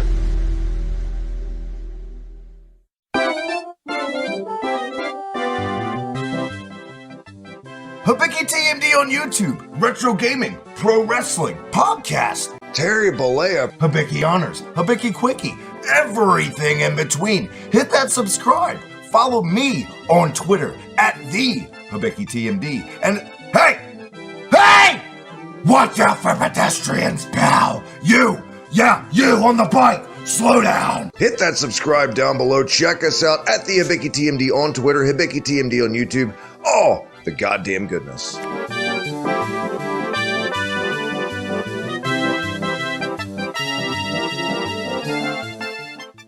If you like the content that you saw today, make sure you check out For the Win Productions and subscribe to the affiliates of this conglomerate. A Simple Man Studios, Insanity Works Studios, Genelee's Beauty Slam, J. Hebert Studios, Wrestling Fortune 44 Incorporated, Owen the Talkinator Studios, and of course, Weymouth Youth Wrestling. All in the J. Hebert Side 95 modules. Subscribe today. There's been a lot of talk. It's time for our main event. I went to the wrong graphic, by the way. Damn it. I was so close to being perfect tonight. Oh. No, what are you, Mark? Are you going to be the Mark Henry other one down? It's time for the main event. Look, I watch Rampage and Dynamite every week, and you know what that means. I am All Elite, so maybe I am that. At the end of the day, I'm a simple man and a lifelong fan of professional wrestling. I've been All Elite since day 0. And all we have left is AEW, and what a week it's been since the fallout, literally this week, for All Elite Wrestling, because we got the second ever Blood and Guts. And I leave that now to Eric to take to the floor and explain and demonstrate. Yeah. Violence personified. Yeah. Perfect title. Yeah. Oh, and also sadly Santana got hurt. Yes. Yeah. Unfortunate circumstance. Yeah. Oh, why is everyone getting I will hurt? say this. We can all say this now. Blood and Guts is a clear pop for AEW's ratings. 1 million! Fuck yeah! Let's go! Let's go! Professional wrestling. Congratulations. I mean, love it. hold on. Gotta put this in perspective. We know that the Nielsen rating doesn't matter, but when they do break 1 million on Nielsen, it does good. So good. Okay, continue, Eric.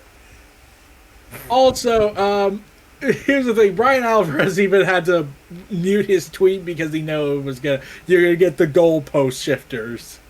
Oh Lord, here we go. Yeah, of course. But I do recall one thing he did that was mentioned about the demo rating. It was reportedly insane. Like, it was the top programming throughout the show. Nice. That's fair. Considering this Blood and Guts match was half of the show.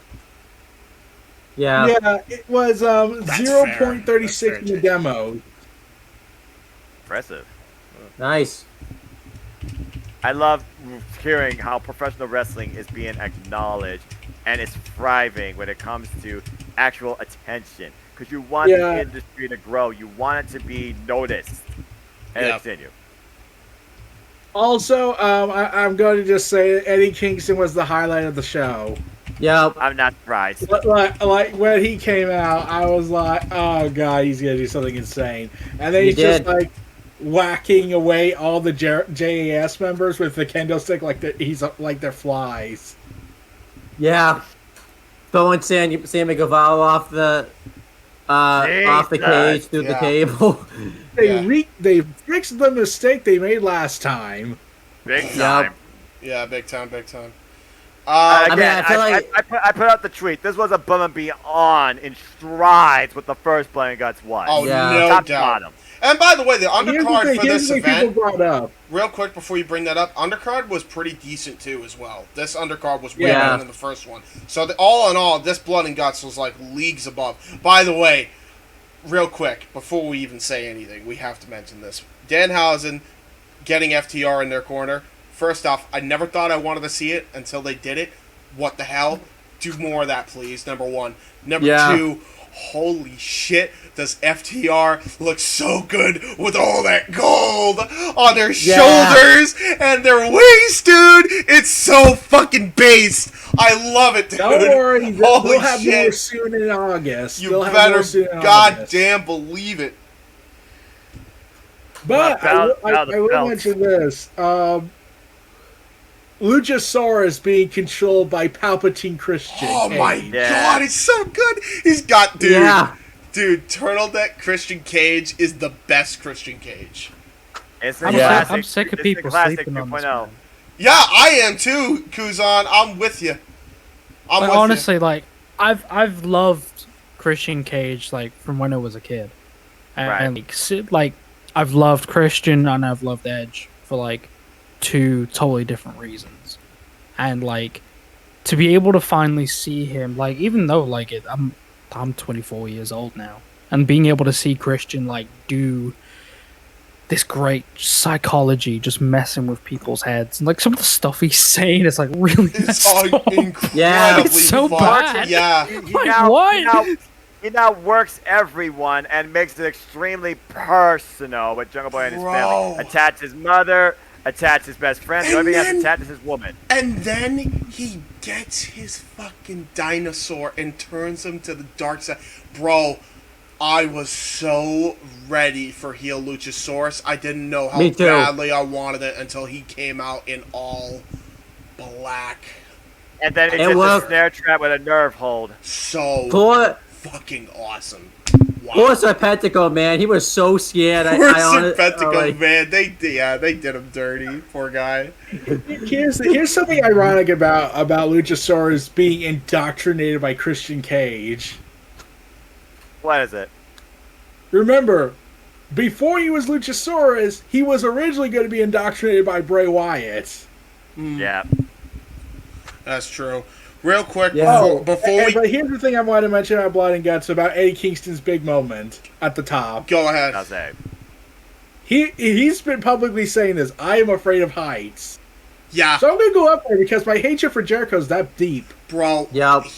Dude, I've never seen, like, and for the record, before we get into anything, I just want to read this comment. JJ says, there was also an NBA Finals or Stanley Cup Cruiserweight Championship games. Cruiserweight games, what the fuck? Championship games being played because they were decided, rather. Will they maintain it next week is a real question. That is a very good question. I think with this Royal Rampage, they are going to do pretty well with that. They did advertise that Moxley was going to defend the championship, and they did advertise that Punk was going to be there the week following, I believe, in a unification match. Could be wrong on that. I don't know if it's that week, but I know Punk is back that week. So I think they're definitely trying. It's not for lack of trying. That's for damn sure. But I love that Kingston went and did that because it really sold the danger already. But like legitimately, you could tell the dude was legit terrified. And just to put it in perspective, this dude, Kingston, has gone through so much hell in his life. For him to be that terrified, and we know he has anxiety, but for him to be that terrified, you felt it. We all felt it. You can watch our live reactions on our watch party of Blood and Guts, and I believe JJ, you might have been there for this as well. We were fucking so anxious for him. We were going sick with seeing some of the spots. We'd be like, get the fuck down, please get the fuck down. Like even Cesaro's running there like a madman, and he's like doing poses, and I'm like, no, stop doing it, no more, stay put, or get the fuck down if you're gonna run around like a maniac. James, you also gotta consider we literally had the very two men this all began with after AW Revolution, where it was. And even before that, this whole thing was an endgame between Eddie Kingston and Chris Jericho for now that dissolved into the battle of sports entertainers versus professional wrestlers, and the unified front by the JAS once again on point. Now a technology part of the scene. And Ruby Soho coming into play also on behalf of Eddie Kingston. And then, of course, you feel about some of the spots. We got people getting forked up. We had broken glass pile driver. We had reverse vacuum cleaner on tacks. Barbed wire baseball bat. We had Hager go through a table hard way. We had combination tag team offense by the Blackpool Combat Club. Daniel Garcia, Sammy Guevara broke out Daniel Garcia and Will Yuta broke out in a firefight. Sammy Guevara still showed up while he was the Spanish God. We had the clash of the real Americans. There's one more spot. They recreate the Age of the Fall moment. Yeah, dude. Yeah. What just chucking Sammy, and they did a really good job too doing this fall, and the Mad King Kingston just with the smile. No, I didn't say Sammy's fall. I said Age of the Fall. You know, that iconic upside down bleeding profusely moment. Oh, I love it. When Menard was through the cage. Yeah, that was Matt Menard, not Angelo Parker. But what a the only thing missing from this is Jimmy Jacobs screaming on the top of his lungs on a microphone. Well, Ty Conti was screaming enough when her man was getting brutalized. And Sammy Guevara is one of the only men to not bleed during this match. And here's the thing. How it ended, Eddie Kingston is not satisfied now. Yeah, so there's reasons to continue the feud. It leaves more to be desired between Chris Jericho and Eddie Kingston, but for now, Eddie Kingston can take pride in the moment because he was the one being hoisted up and praised in victory. And it looked like for now, and he's still Claudio had buried the hatchet. For now, but it's not over yet. No, it's Kingston's not. still pissed. And the Mad King, don't forget. And that's what I love. I love that he's mad that he didn't get his moment in the sun. He wanted to be the one to tap out Jericho because he's done it before, and Claudio stole that moment from him. Absolutely love this storytelling going forward, and I cannot wait for their match. Whatever show you can do it. You can do it at Death Before Dishonor. You can do it at All Out. You can do it wherever. I don't matter to me. Just book the match. Book all the matches. Book all the pay-per-view. I'm good. I'm for it. Guys, here's the thing. You do realize it's gonna happen. We're gonna get the Anakin Skywalker versus Obi-Wan Kenobi moment with Eddie Kingston and Moxley, where Eddie Kingston gonna say, "If you're not with me, then you're my enemy." Yeah. Well, John Moxley even said he knows that Kingston sometimes is a hard guy to really like, but he keeps it real, and that's what he appreciates the most. Oh, and you were saying Kingston 100%. He's going to probably force Moxley to choose him or Blackpool Combat Club. Truth. Yeah, well, we'll see. We'll see how that falls out down the line. But now, John Moxley. Hold on 1 second. Owen wanted to say something. Well, so I was going to say, because this doesn't just shut up the Claudio Castagnoli Eddie Kingston match, this gives reason for the Chris Jericho Eddie Kingston feud to continue because Eddie Kingston didn't get to humiliate Jericho. So I said that. Yeah, earlier. he did say. And he did also- say that. Yeah. And also, you got a sub-tenure feud now. It looks like Ty Conti will finally see her wrestle more because now it's like to be feuded with Ruby Soho. I'm ready for that match. That match is gonna rule. There's a lot. I think people forgot that Ty Conti can actually wrestle. Bro, if you want a match that personifies professional wrestling, this Blood and Guts match literally had all of it. Yeah. Literally, there was some like Eric talked about this it was JJ on an open mic night who's in the chat right now who also said hopefully Dax doesn't injure his shoulder trying to carry all that gold on his shoulders, no doubt. But yeah, JJ also said on open mic night that AEW is kind of like a wrestling buffet, different strokes for different folks. I could be wrong. Yep. I swear I thought I heard him say that. But this match... You're right. He said that. Absolutely the buffet here. Like, there was everything in this Blood and Guts. Absolutely everything. You want pro wrestling? Watch this match. This is must-see television. And I stand by it. The best TV match this year for AEW. No doubt. Zero doubt. And even with the injury to Santana. Because the funny thing is, as sucky as it is, added to the danger of this match. It really did. Yeah. So, this ain't for the faint of heart. Now, get well soon, Santana, and not only not only from a physical standpoint, but please get better from a mental standpoint, as you were saying, Owen. I was gonna say, please come back, don't go. Yeah. Stay. After this, patch things up. Yeah, patch things up with Ortiz, because I have a feeling he's gonna end up in WWE, and he's gonna be like what Walter is now. He's gonna be like what I don't know if that would be the first place he'd go. I don't think we have to worry about that. I don't even think they take him. No. We'll see. No, if they don't take Kingston, they're not going to take Santana. There's no way. Yeah. They didn't want Kingston. They wanted him to be a teacher. Remember that? Right. So I mean, and I was that like, picture is cursed of him in right. That's Dude, horrible. It's so weird. I agree wholeheartedly, Jack. Holy shit, it's so fucked. It's like, nah, this ain't the one. Chief. Yeah, I just had a thought. What? Okay, remember how? Okay, Tony Khan revealed that WWE contacted them to do the videos for John Cena, and Tony Khan was like, "Okay, good. I'm the Good Samaritan. I will be the bigger man in this. I will be the bigger man." Exactly. You want to know what I'm hoping Tony Khan actually does? Go ahead. What? I'm hoping he calls Vince saying, "Hey, Vince, can I have one favor though from you?" And then we don't know what it is yet. He says he's gonna wait for a surprise on podcast, and then Claudio comes out and he shows the picture of Eddie Kingston in the WWE outfit. Yeah. As a teacher. That's during a feud. Crazy. Imagine what Eddie Kingston would do. Bro. You lose the shit. I mean, as simple as that. I would love it. But I'm ready for it. Yeah, and again, Blood and Guts, absolutely freaking phenomenal show to bomb, and the match itself, that's professional wrestling, damn it. No doubt. And real quick, before we get on to Royal Rampage, I think we do want to talk about this, but Jack, you and I wanted to talk about how stressed Tony Khan looked after that Pros Media scrum, because, man, I don't think I've ever seen this man as stressed as I saw him after that. Like, he looked like he wanted to cry when he was like he was legit hugging people, I feel like, for comfort, because I think he went through a lot of crazy shit. Him and Claudio. Well, and Claudio was Claudio is like natural to him. He was like embracing it and whatnot, but like, he's like, hey, how's it going?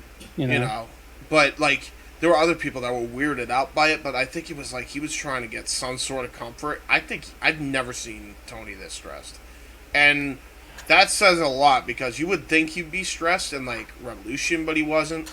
He wasn't stressed during any other pay-per-view but this one, and that says the a one lot. you would think. the one you would think he'd really be stressed at is that Double or Nothing because that was because of the MJF situation that went down. If it's real, anyways. I mean, he was asked about it also during the post-media scrum, and he refused to, answer on it again. Yeah. As he should. That's hilarious. Keep the work going, brother. Keep it going. You're doing great. I love it. I love it. I love it. I love it. Here's the thing. When Tony Khan did the hugs things, Dutch Mantel and Vince Russo were like, "Why are you doing this? Vince McMahon would never do this." And I was like, he has hugged people. It's just he's a two-face. He's a two-faced bitch, but yeah, he's hugged people. I don't know what you people are talking about. He's never done this. Here's the thing. Here's what Vince Russo said. Hugs, not drugs. Yeah. Here's what Vince Russo said about Tony Khan hugging Claudio. You want to know what he said? And when I heard this, I was like, I feel sorry for her. Go ahead. You want to know what he said? Go ahead. Bro, what are we doing here? I don't even hug my wife like that. Stop it. Stop it. Is he crying? I did read that. Don't hug your wife with love and affection. What the fuck? Like I told you all, Vince is about one thing and one thing. No, Vince Russo. No, not Vince McMahon. Russo. What the fuck? What did you just say? Wait. Look, here's what Vince Russo wrote. Oh my God. You don't hug your wife, bro? Are you okay? Fucked up. No, that's pretty fucked up, man. Yeah, that's It's like I feel sorry for your wife if you do not hug her like Tony Khan hugs his wrestlers. Yeah, I think we also get we should all go give Vince Russo's wife a hug after that. Poor woman, so man. Sorry for the woman that married him. That's be the closest to affection you'll probably ever have gotten in the last 20 years because he's a man. I mean, not a real man, that's for damn sure. Anyway, and here's the thing. I said this. I would much rather have a geeky boss than a ruthless two-faced one. And yeah, I'll admit, the hug was awkward, but it shows he loves this wrestling business. He loves the passion. He's passionate about this, and like you said, the stress factor might have contributed to that. Like he just needed something, a source of comfort. Would you rather have the man who would two-face his wrestlers and backstab them, or would you have a guy who's clearly overcoming with emotion? Yeah. I think the end speaks for itself. All right, let's wrap this thing up, boys, because we're definitely hitting the threshold as we move on to what literally just happened. Well, before you do that, because I want Kuzon to give his thoughts on Tony being stressed, I'm going to read a comment from JJ himself. It's always stressful when you work with someone else, BW in this case. Always conflicting egos and ideas about what direction things should go. He was probably just glad it was finally over, which that doesn't bode well for this being a continued thing down the road, honestly. Well, again, also, James, it was the most stressful thing, considering everything else got ahead of him and all this other crap, then Twitter, blah, blah, blah, blah. And all the injuries, accomplished. So I feel like if they do it again, it'd be less stressful unless the Forbidden Doors are cursed. Well, not. And like I said, Casey said it on the Daily Slam. You know, it was the best of the pro wrestling world, and that's the truth, honestly. Kuzon, your thoughts on Tony being as stressed as he was? Well, like it wasn't even like the fact of him being stressed as well. It was like the Jay White interview really like stood out a lot to me because like obviously Jay White's arm was like really messed up. Yeah. And they had the title holder, and like if you get the panned out version of it, Jay White's trying to put his title, like the IWGP title, the ugly one, trying to put it on the stand, and the crew are laughing at him, and like Jay gets really pissed. Yeah, like he starts hazing everyone. Happy. He starts hazing absolutely everyone. He starts accepting questions from people and then not letting them finish the questions. To talk to Tony Khan. Tony's like, I don't want to be part of this, man. I just want to go home. Yes. Like it was. It gets uncomfortable. It's really. I've never seen Jay White do that. It was really interesting. Not. Like again, I think there is there can be. This is a weird thing because if this happened and it turns out it wasn't a work, we might then need to start worrying about the MJF thing. I'm not even capping, because like that doesn't kick him out at that point. Like get him out there. Like I don't get that. Yeah, by the look of this, because like even he wasn't like, oh, you know, like he didn't blame Tony Khan, because even he said like, oh, you've been through a lot, you've been stressed, but like he seemed like in the situation, he seemed really, really pissed off. Like he's like, I've been working New Japan, I've been doing so much work to get us to this point, and you guys are laughing at me. It's like, give me some help. The guy tries to put the title like in the stand.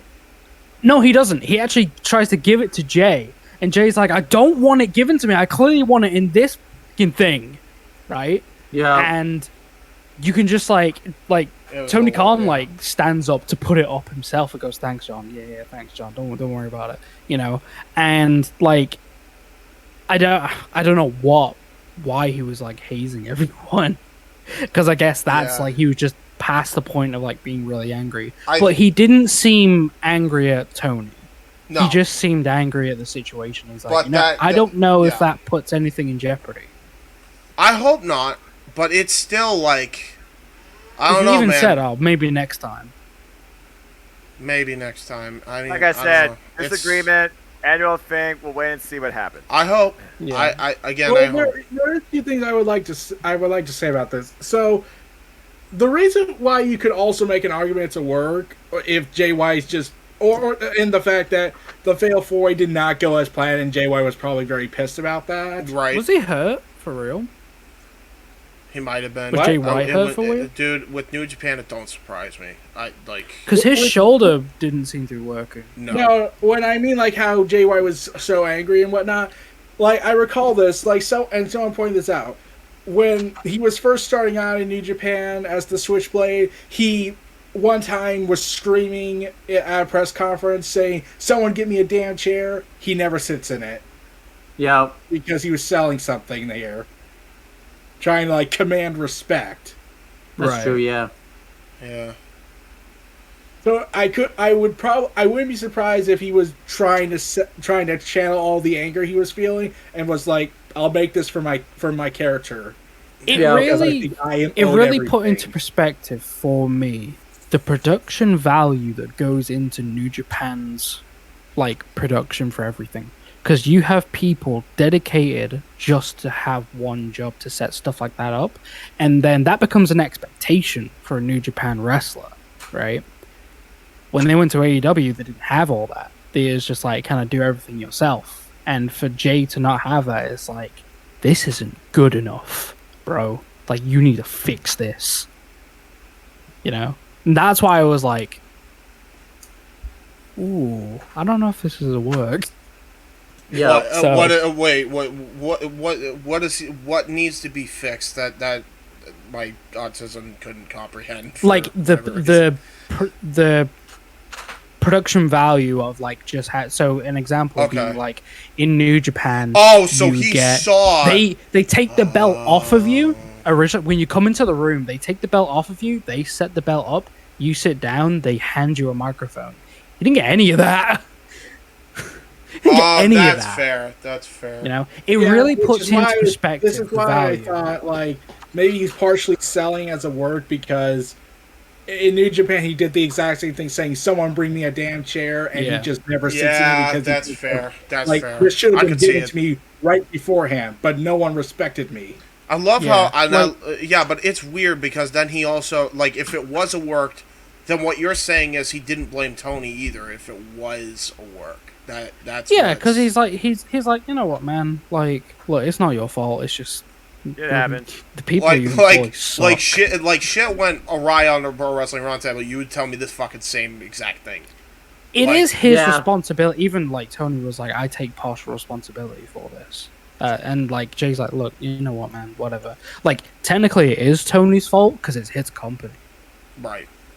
And he's in charge of all that. But even acknowledge like, hey. I get you're stressed. Oh, So yeah. I thought there was a lot of story to be told there. Like there's a lot to take. Yeah, off of yeah, just that. take that and run with it as a work for sure. Yeah, no doubt. Yeah. They should. I would. Mm-hmm. You know, you got a reason for Jay White to come back to AEW and do some good shit. And Or even honestly, the story of like Jay being like, I don't want to come back here, bro. Yeah, I really don't want to come dude, back him here. and Zack Sabre, you get Zack Sabre Jr. to fucking join in with that idea, and then like those two alone could sell that idea. Like they cut really good promos anti AEW. Like it don't matter if you're like, as long as it's a good promo to me, it's a good promo. Put them on TV. You want to know the thing that will always stun me about Jay White? Go for it. He's 29 years old, and he hasn't even reached the 10th anniversary of his wrestling career yet. He said that as well. That's fucking He's only wrestled for insane. 9 years. He's this good at 29? Yes. Wow. And this is He was probably the getting most other over he's ever people. been. This is probably the most He was over he's getting ever other been. people to like bring up facts, you know, because people were asking him really dumb questions as well. Yeah. And they were like obvious stuff, and he's like, "Well, how many titles have I had?" He's had every single And they were like, title. yeah. Like, well, why? Like, Bro, come on. He has had, like, to put in perspective what Jay White's accomplished in that company, he has held both versions of the current, of his time in as IWGP World title, version 4 and version 5. He's held the Intercontinental title, the US title, the Never Openweight title. He's held all 4 of their world championships. Yeah, he's also the Triple Crown champion and the first Grand Slam champion. Bro, he is not only is he the first Grand Slam champion, first Grand Slam, because the way Japan does their fucking shit, Grand Slam world champion in one company. That's fucking unheard of. It's And unheard how of. long's this company been going around? For Like, ages, this company's bro. been around since the 70s. Yeah. Like, no, like, I'm not just talking about, like, multiple company. I'm talking about one company. Jay White is the Grand Slam winner from 4 world championships, rather, excuse me, in one company. Yeah. That's going to be a long time before somebody hits that accolade again. In Yeah, any but other here's the company. thing. He was the first Grand Slam winner. The second was Hiroshi Tanahashi. Imagine if Jay White mocks Hiroshi say, I started off losing to you, and now look where I'm at now. Truth. Essentially. All right. Well, yeah, but again, there's only one true ace of pro wrestling. We'll see if Tanahashi Jay White's visited through the G1. We'll see if they're at the ending. We'll see if that's at Wrestle Kingdom. Blah blah blah blah. Okay, let's finish this off since we're pretty sure we gotta go to bed. It's Yeah, past let's 10. do Royal Rampage, which is the stream we did. That's the main event, boys. Noah, you're up if you want to do it. I mean, what's there to say? We saw 10 men over the top rope battle between 2 respective rings. We still see the tension with Keith Lee and Sage for Strickland. We saw the tag team chemistry of Butcher and the Blade. We saw Roos get involved and still make it personal with Penta Skiro as both men eliminated each other off the apron, but still with this mask off. And we're still building that feud with Lucha Brothers and Hugo Monopolis de Faction. And in the end, it came down to what we didn't expect, honestly, when a lot of our favorites got eliminated. Like, Kazuchika Takeshita was a sleeper. Heyman Page was eliminated. Haas was eliminated. Orange Cassidy out of nowhere. He was eliminated. I don't think we caught necessarily some of the eliminations. But the way they handled this was, I thought, pretty well for what it was. And it came down to Brody King, Darby Allin, and the fact that he literally noose sleeper hold hang Darby Allin while on the apron in a sleeper hold to just drop him to the floor. Brody King wins, and we got our challenger for John Moxley next week on ATW Dynamite for the AEW Interim World Champion. And the winner of that will face CM Punk to unify the titles. For a match brought back out of a WCW idea once again, World War III, I thought this was very well executed and fun to watch, to say the least.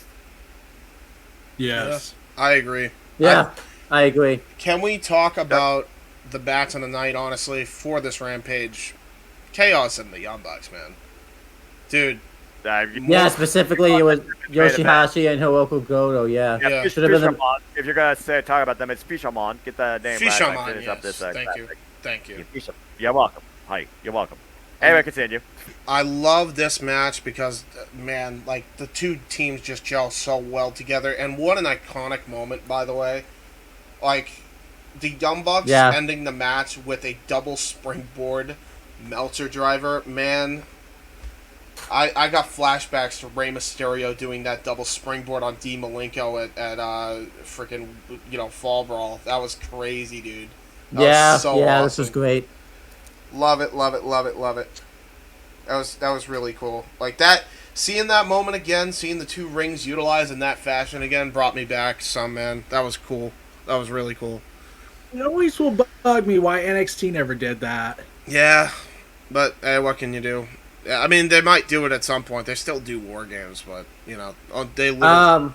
Whatever. Go ahead. The only other, I mean, they didn't do a springboard thing, but I remember doing Ciampa, and I know this guy doesn't get talked about in a good light, but it still happened. Velveteen Dream, didn't Ciampa hit the Willow's bell onto the support thing that connected? Oh yeah, that was fucked up. Yeah, that was a brutal spot. That was a messed up spot. That really could have screwed somebody up. Yeah, I think it did screw Ciampa up. That's what was the start of the beginning of the end of his title run, wasn't it? I swear that was the match. I kept hearing he was having neck issues. Triple H was trying to protect him, but Vince was like, "Let's triple your schedule because I got something to prove to Triple H." Right, but that was the start of the neck issues. I'm pretty sure. I think, or was it a little bit afterwards? I think. I mean, I have a feeling it was probably the start. If I had to guess, it was probably the start of it. But it probably him working the main roster for that week is probably what really screwed it up. If he had probably not worked the main roster, working 3 wrestling shows, I think he would have been. I don't even think it would have been that big of an issue. I agree. So we also saw what that led to when it came to the damage that he suffered with his neck that almost took him out altogether. Yeah, for sure. Is there any other match? Is there any other match that we're forgetting other than the women's match? Wait, no. This Rampage. There's just 2 matches. No, this Rampage was the Rampage Royal and just the 2 matches. Tony Storm and Tyler Rose, which was a very nice closer to say the least with those 2 working together. Which is Hook spoke. Didn't we have Goto and? No, we just talked about it. Yeah, we did. We just talked about it. Yeah, I completely blanked out then. Sorry. It's okay. I think we've been out here long enough. They're all at that point. While you guys were doing stuff, I was doing stuff in the background because I run 4 leagues. So I was just updating predictions leagues. But that being said, for what Tony Storm and Nyla Rose did, I thought the 2 had great chemistry together. It was really a good match where Tony Storm had to be resourceful to overcome Nyla Rose's power, and countering out an attempted Beast Bomb into a nice roll-up attempt, I thought was very clever because she couldn't lift her or connect her up with the Storm Zero. The whole thing right now is how do you make the Marina Shafir thing work besides giving her more work on AEW Dark or Elevation, as you alluded to, James. And it sounds like we're going to get a tag match with Thunder Rose and Tony Storm, who came out on Tony Storm's behalf, separate from the post-match beatdown. I think I have an idea. What's on your mind, Eric? Maria Shafir to not rack up wins if you want that and still have her work to learn. Yes. AEW has connections since they are more inclusive.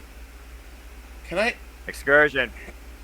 Can I just say this? Because listen, go ahead. She has trained for years in NXT. She then left NXT. She then trained in the Nightmare Factory for months on end. She didn't get it that method. If those methods do not work, I genuinely don't feel like she should be on TV because she was selling terribly bad tonight. It was so obvious.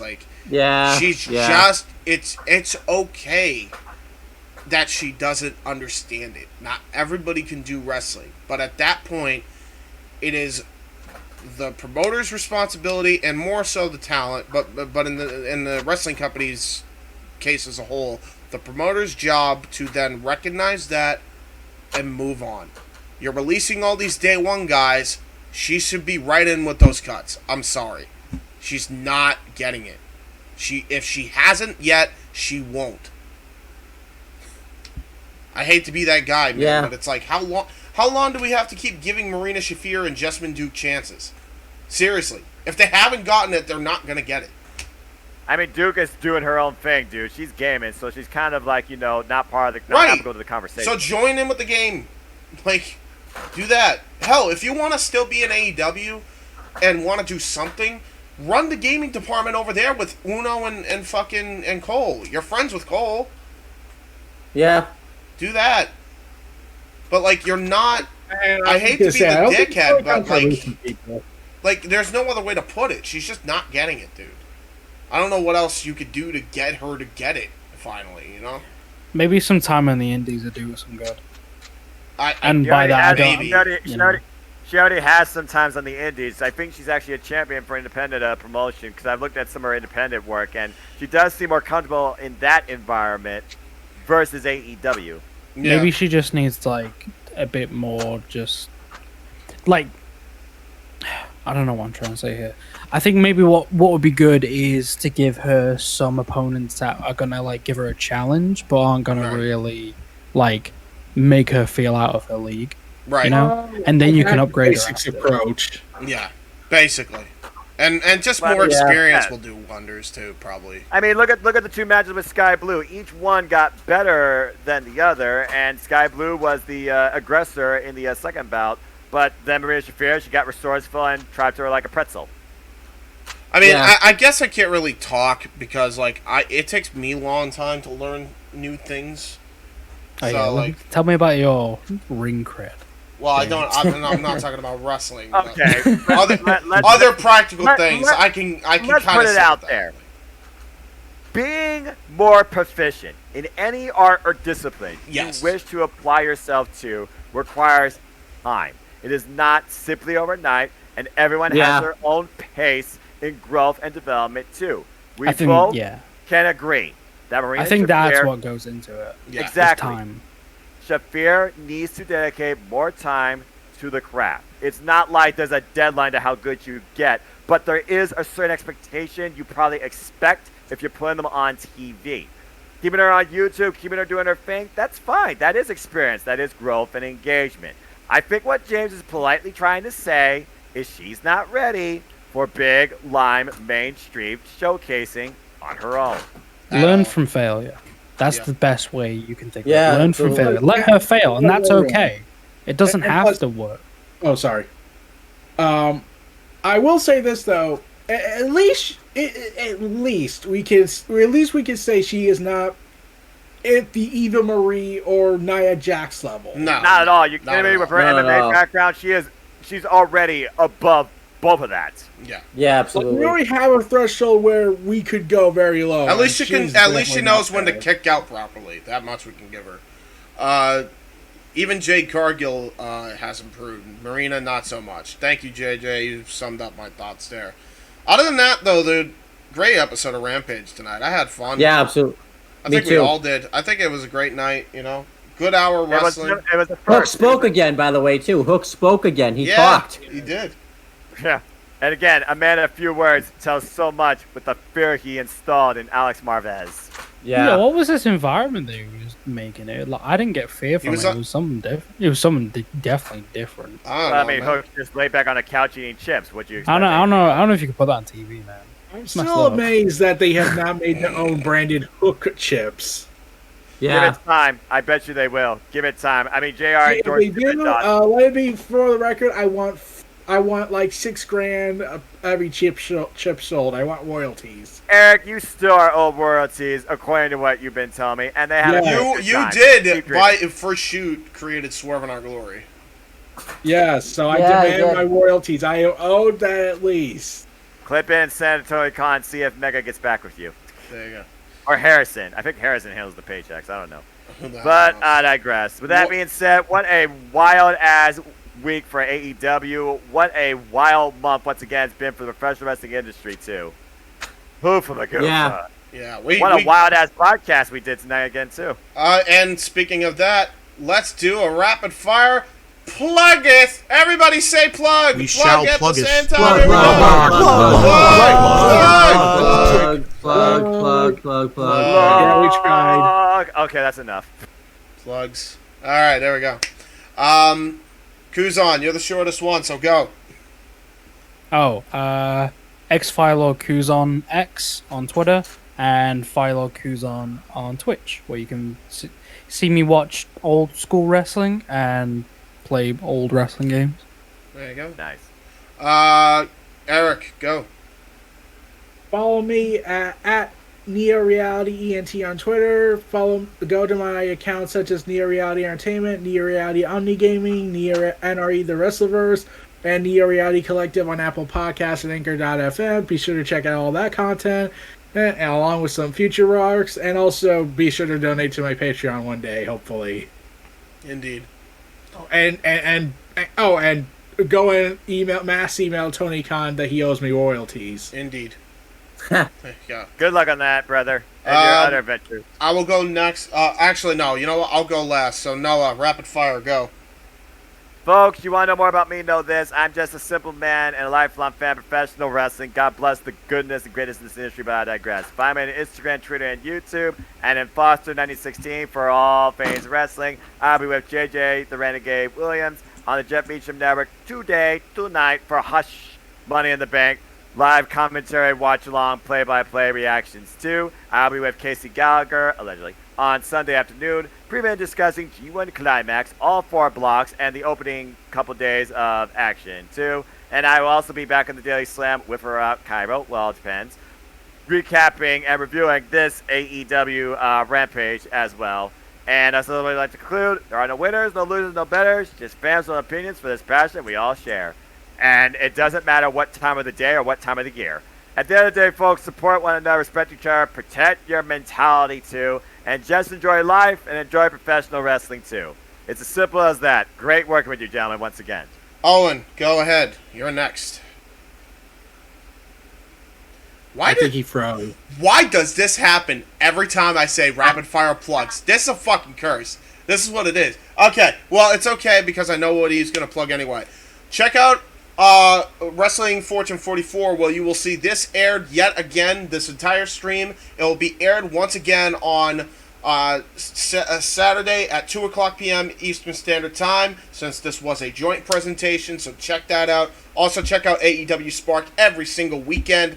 That is always posted on the channel randomly whenever it decides to upload and YouTube stops being a dick. Also, check out his other YouTube channels, Owen the Talkinator and CM Brothers. And there he is, after I just got done with his plugs.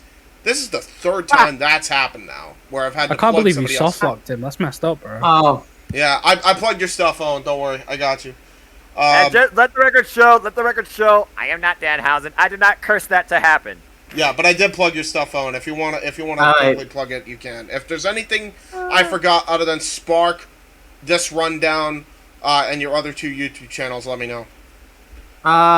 I mean, you can check out tomorrow because I'm going to be at Chris Dodge tomorrow, and tomorrow we're going to do retro. Well, that's going to be released raw at the AEW on AEW episode 2, in Boston. So that's okay, gonna be fun. Are you doing that live or no? What do you mean live? I can't go live on my channel. Oh yeah, so that's no. right. So you're pre-recording. All right, pre-record the video. Send it to me right after because I can edit it pretty quick. Okay. Okay. Cool. What? Send it. What? Email you it or something? Yeah. Send me a link or whatever. It don't matter. Okay. With that said, everyone, yeah, FTW Productions. I'm the last one. Check me out on Jeff Meacham, along with Noah, and along with JJ, who's in the comments right now for Open Mic Night on the Jeff Meacham Network. We are going to be covering 6 big topics tomorrow night, probably around the same time that we started this podcast, around then, depending on what time Money in the Bank gets over. So I will be there for that. Check it out. Also, check me out on youtube.com/user/jhebert95, or jhebertside95, excuse me. Check me out on Twitter at jhebertside95. Check me out. Check my CAW Wrestling League channel out there, youtube.com/user/WYW Pride. And check out the last watch parties for anything else content related that's coming for FTW Productions, including these 2 boys here and a few of the others that joined us here tonight. We had 2 watch parties this week. We had an Indie Force this week. We had a Button Mashers this week. We are going to apparently be having a retro this week. We have AEW Spark coming and everything in between. So until then, I hope you guys enjoyed. This has been a hell of a presentation, and I couldn't think of a better group of people to share this with. It felt like old Pro Wrestling Roundtable days, but a lot less chaotic, even though we went for a hell of a long time. So with that said, I enjoyed talking wrestling with you boys. And until next time, we will see you. Shake that work week off 5 days in the bucket. Fuck it, you got a boss who's a jerk who doesn't. Throw on some Wu-Tang, bring the motherfucking ruckus. There is no pretext. We are living and we love it on a budget. Never mind, we just nudge it to the side. Give the kids a little time. We are living till we die. Focused and we hustle, but we still be getting high. No exception to the rule. Do what you do to get by. Cause I keep ticking like a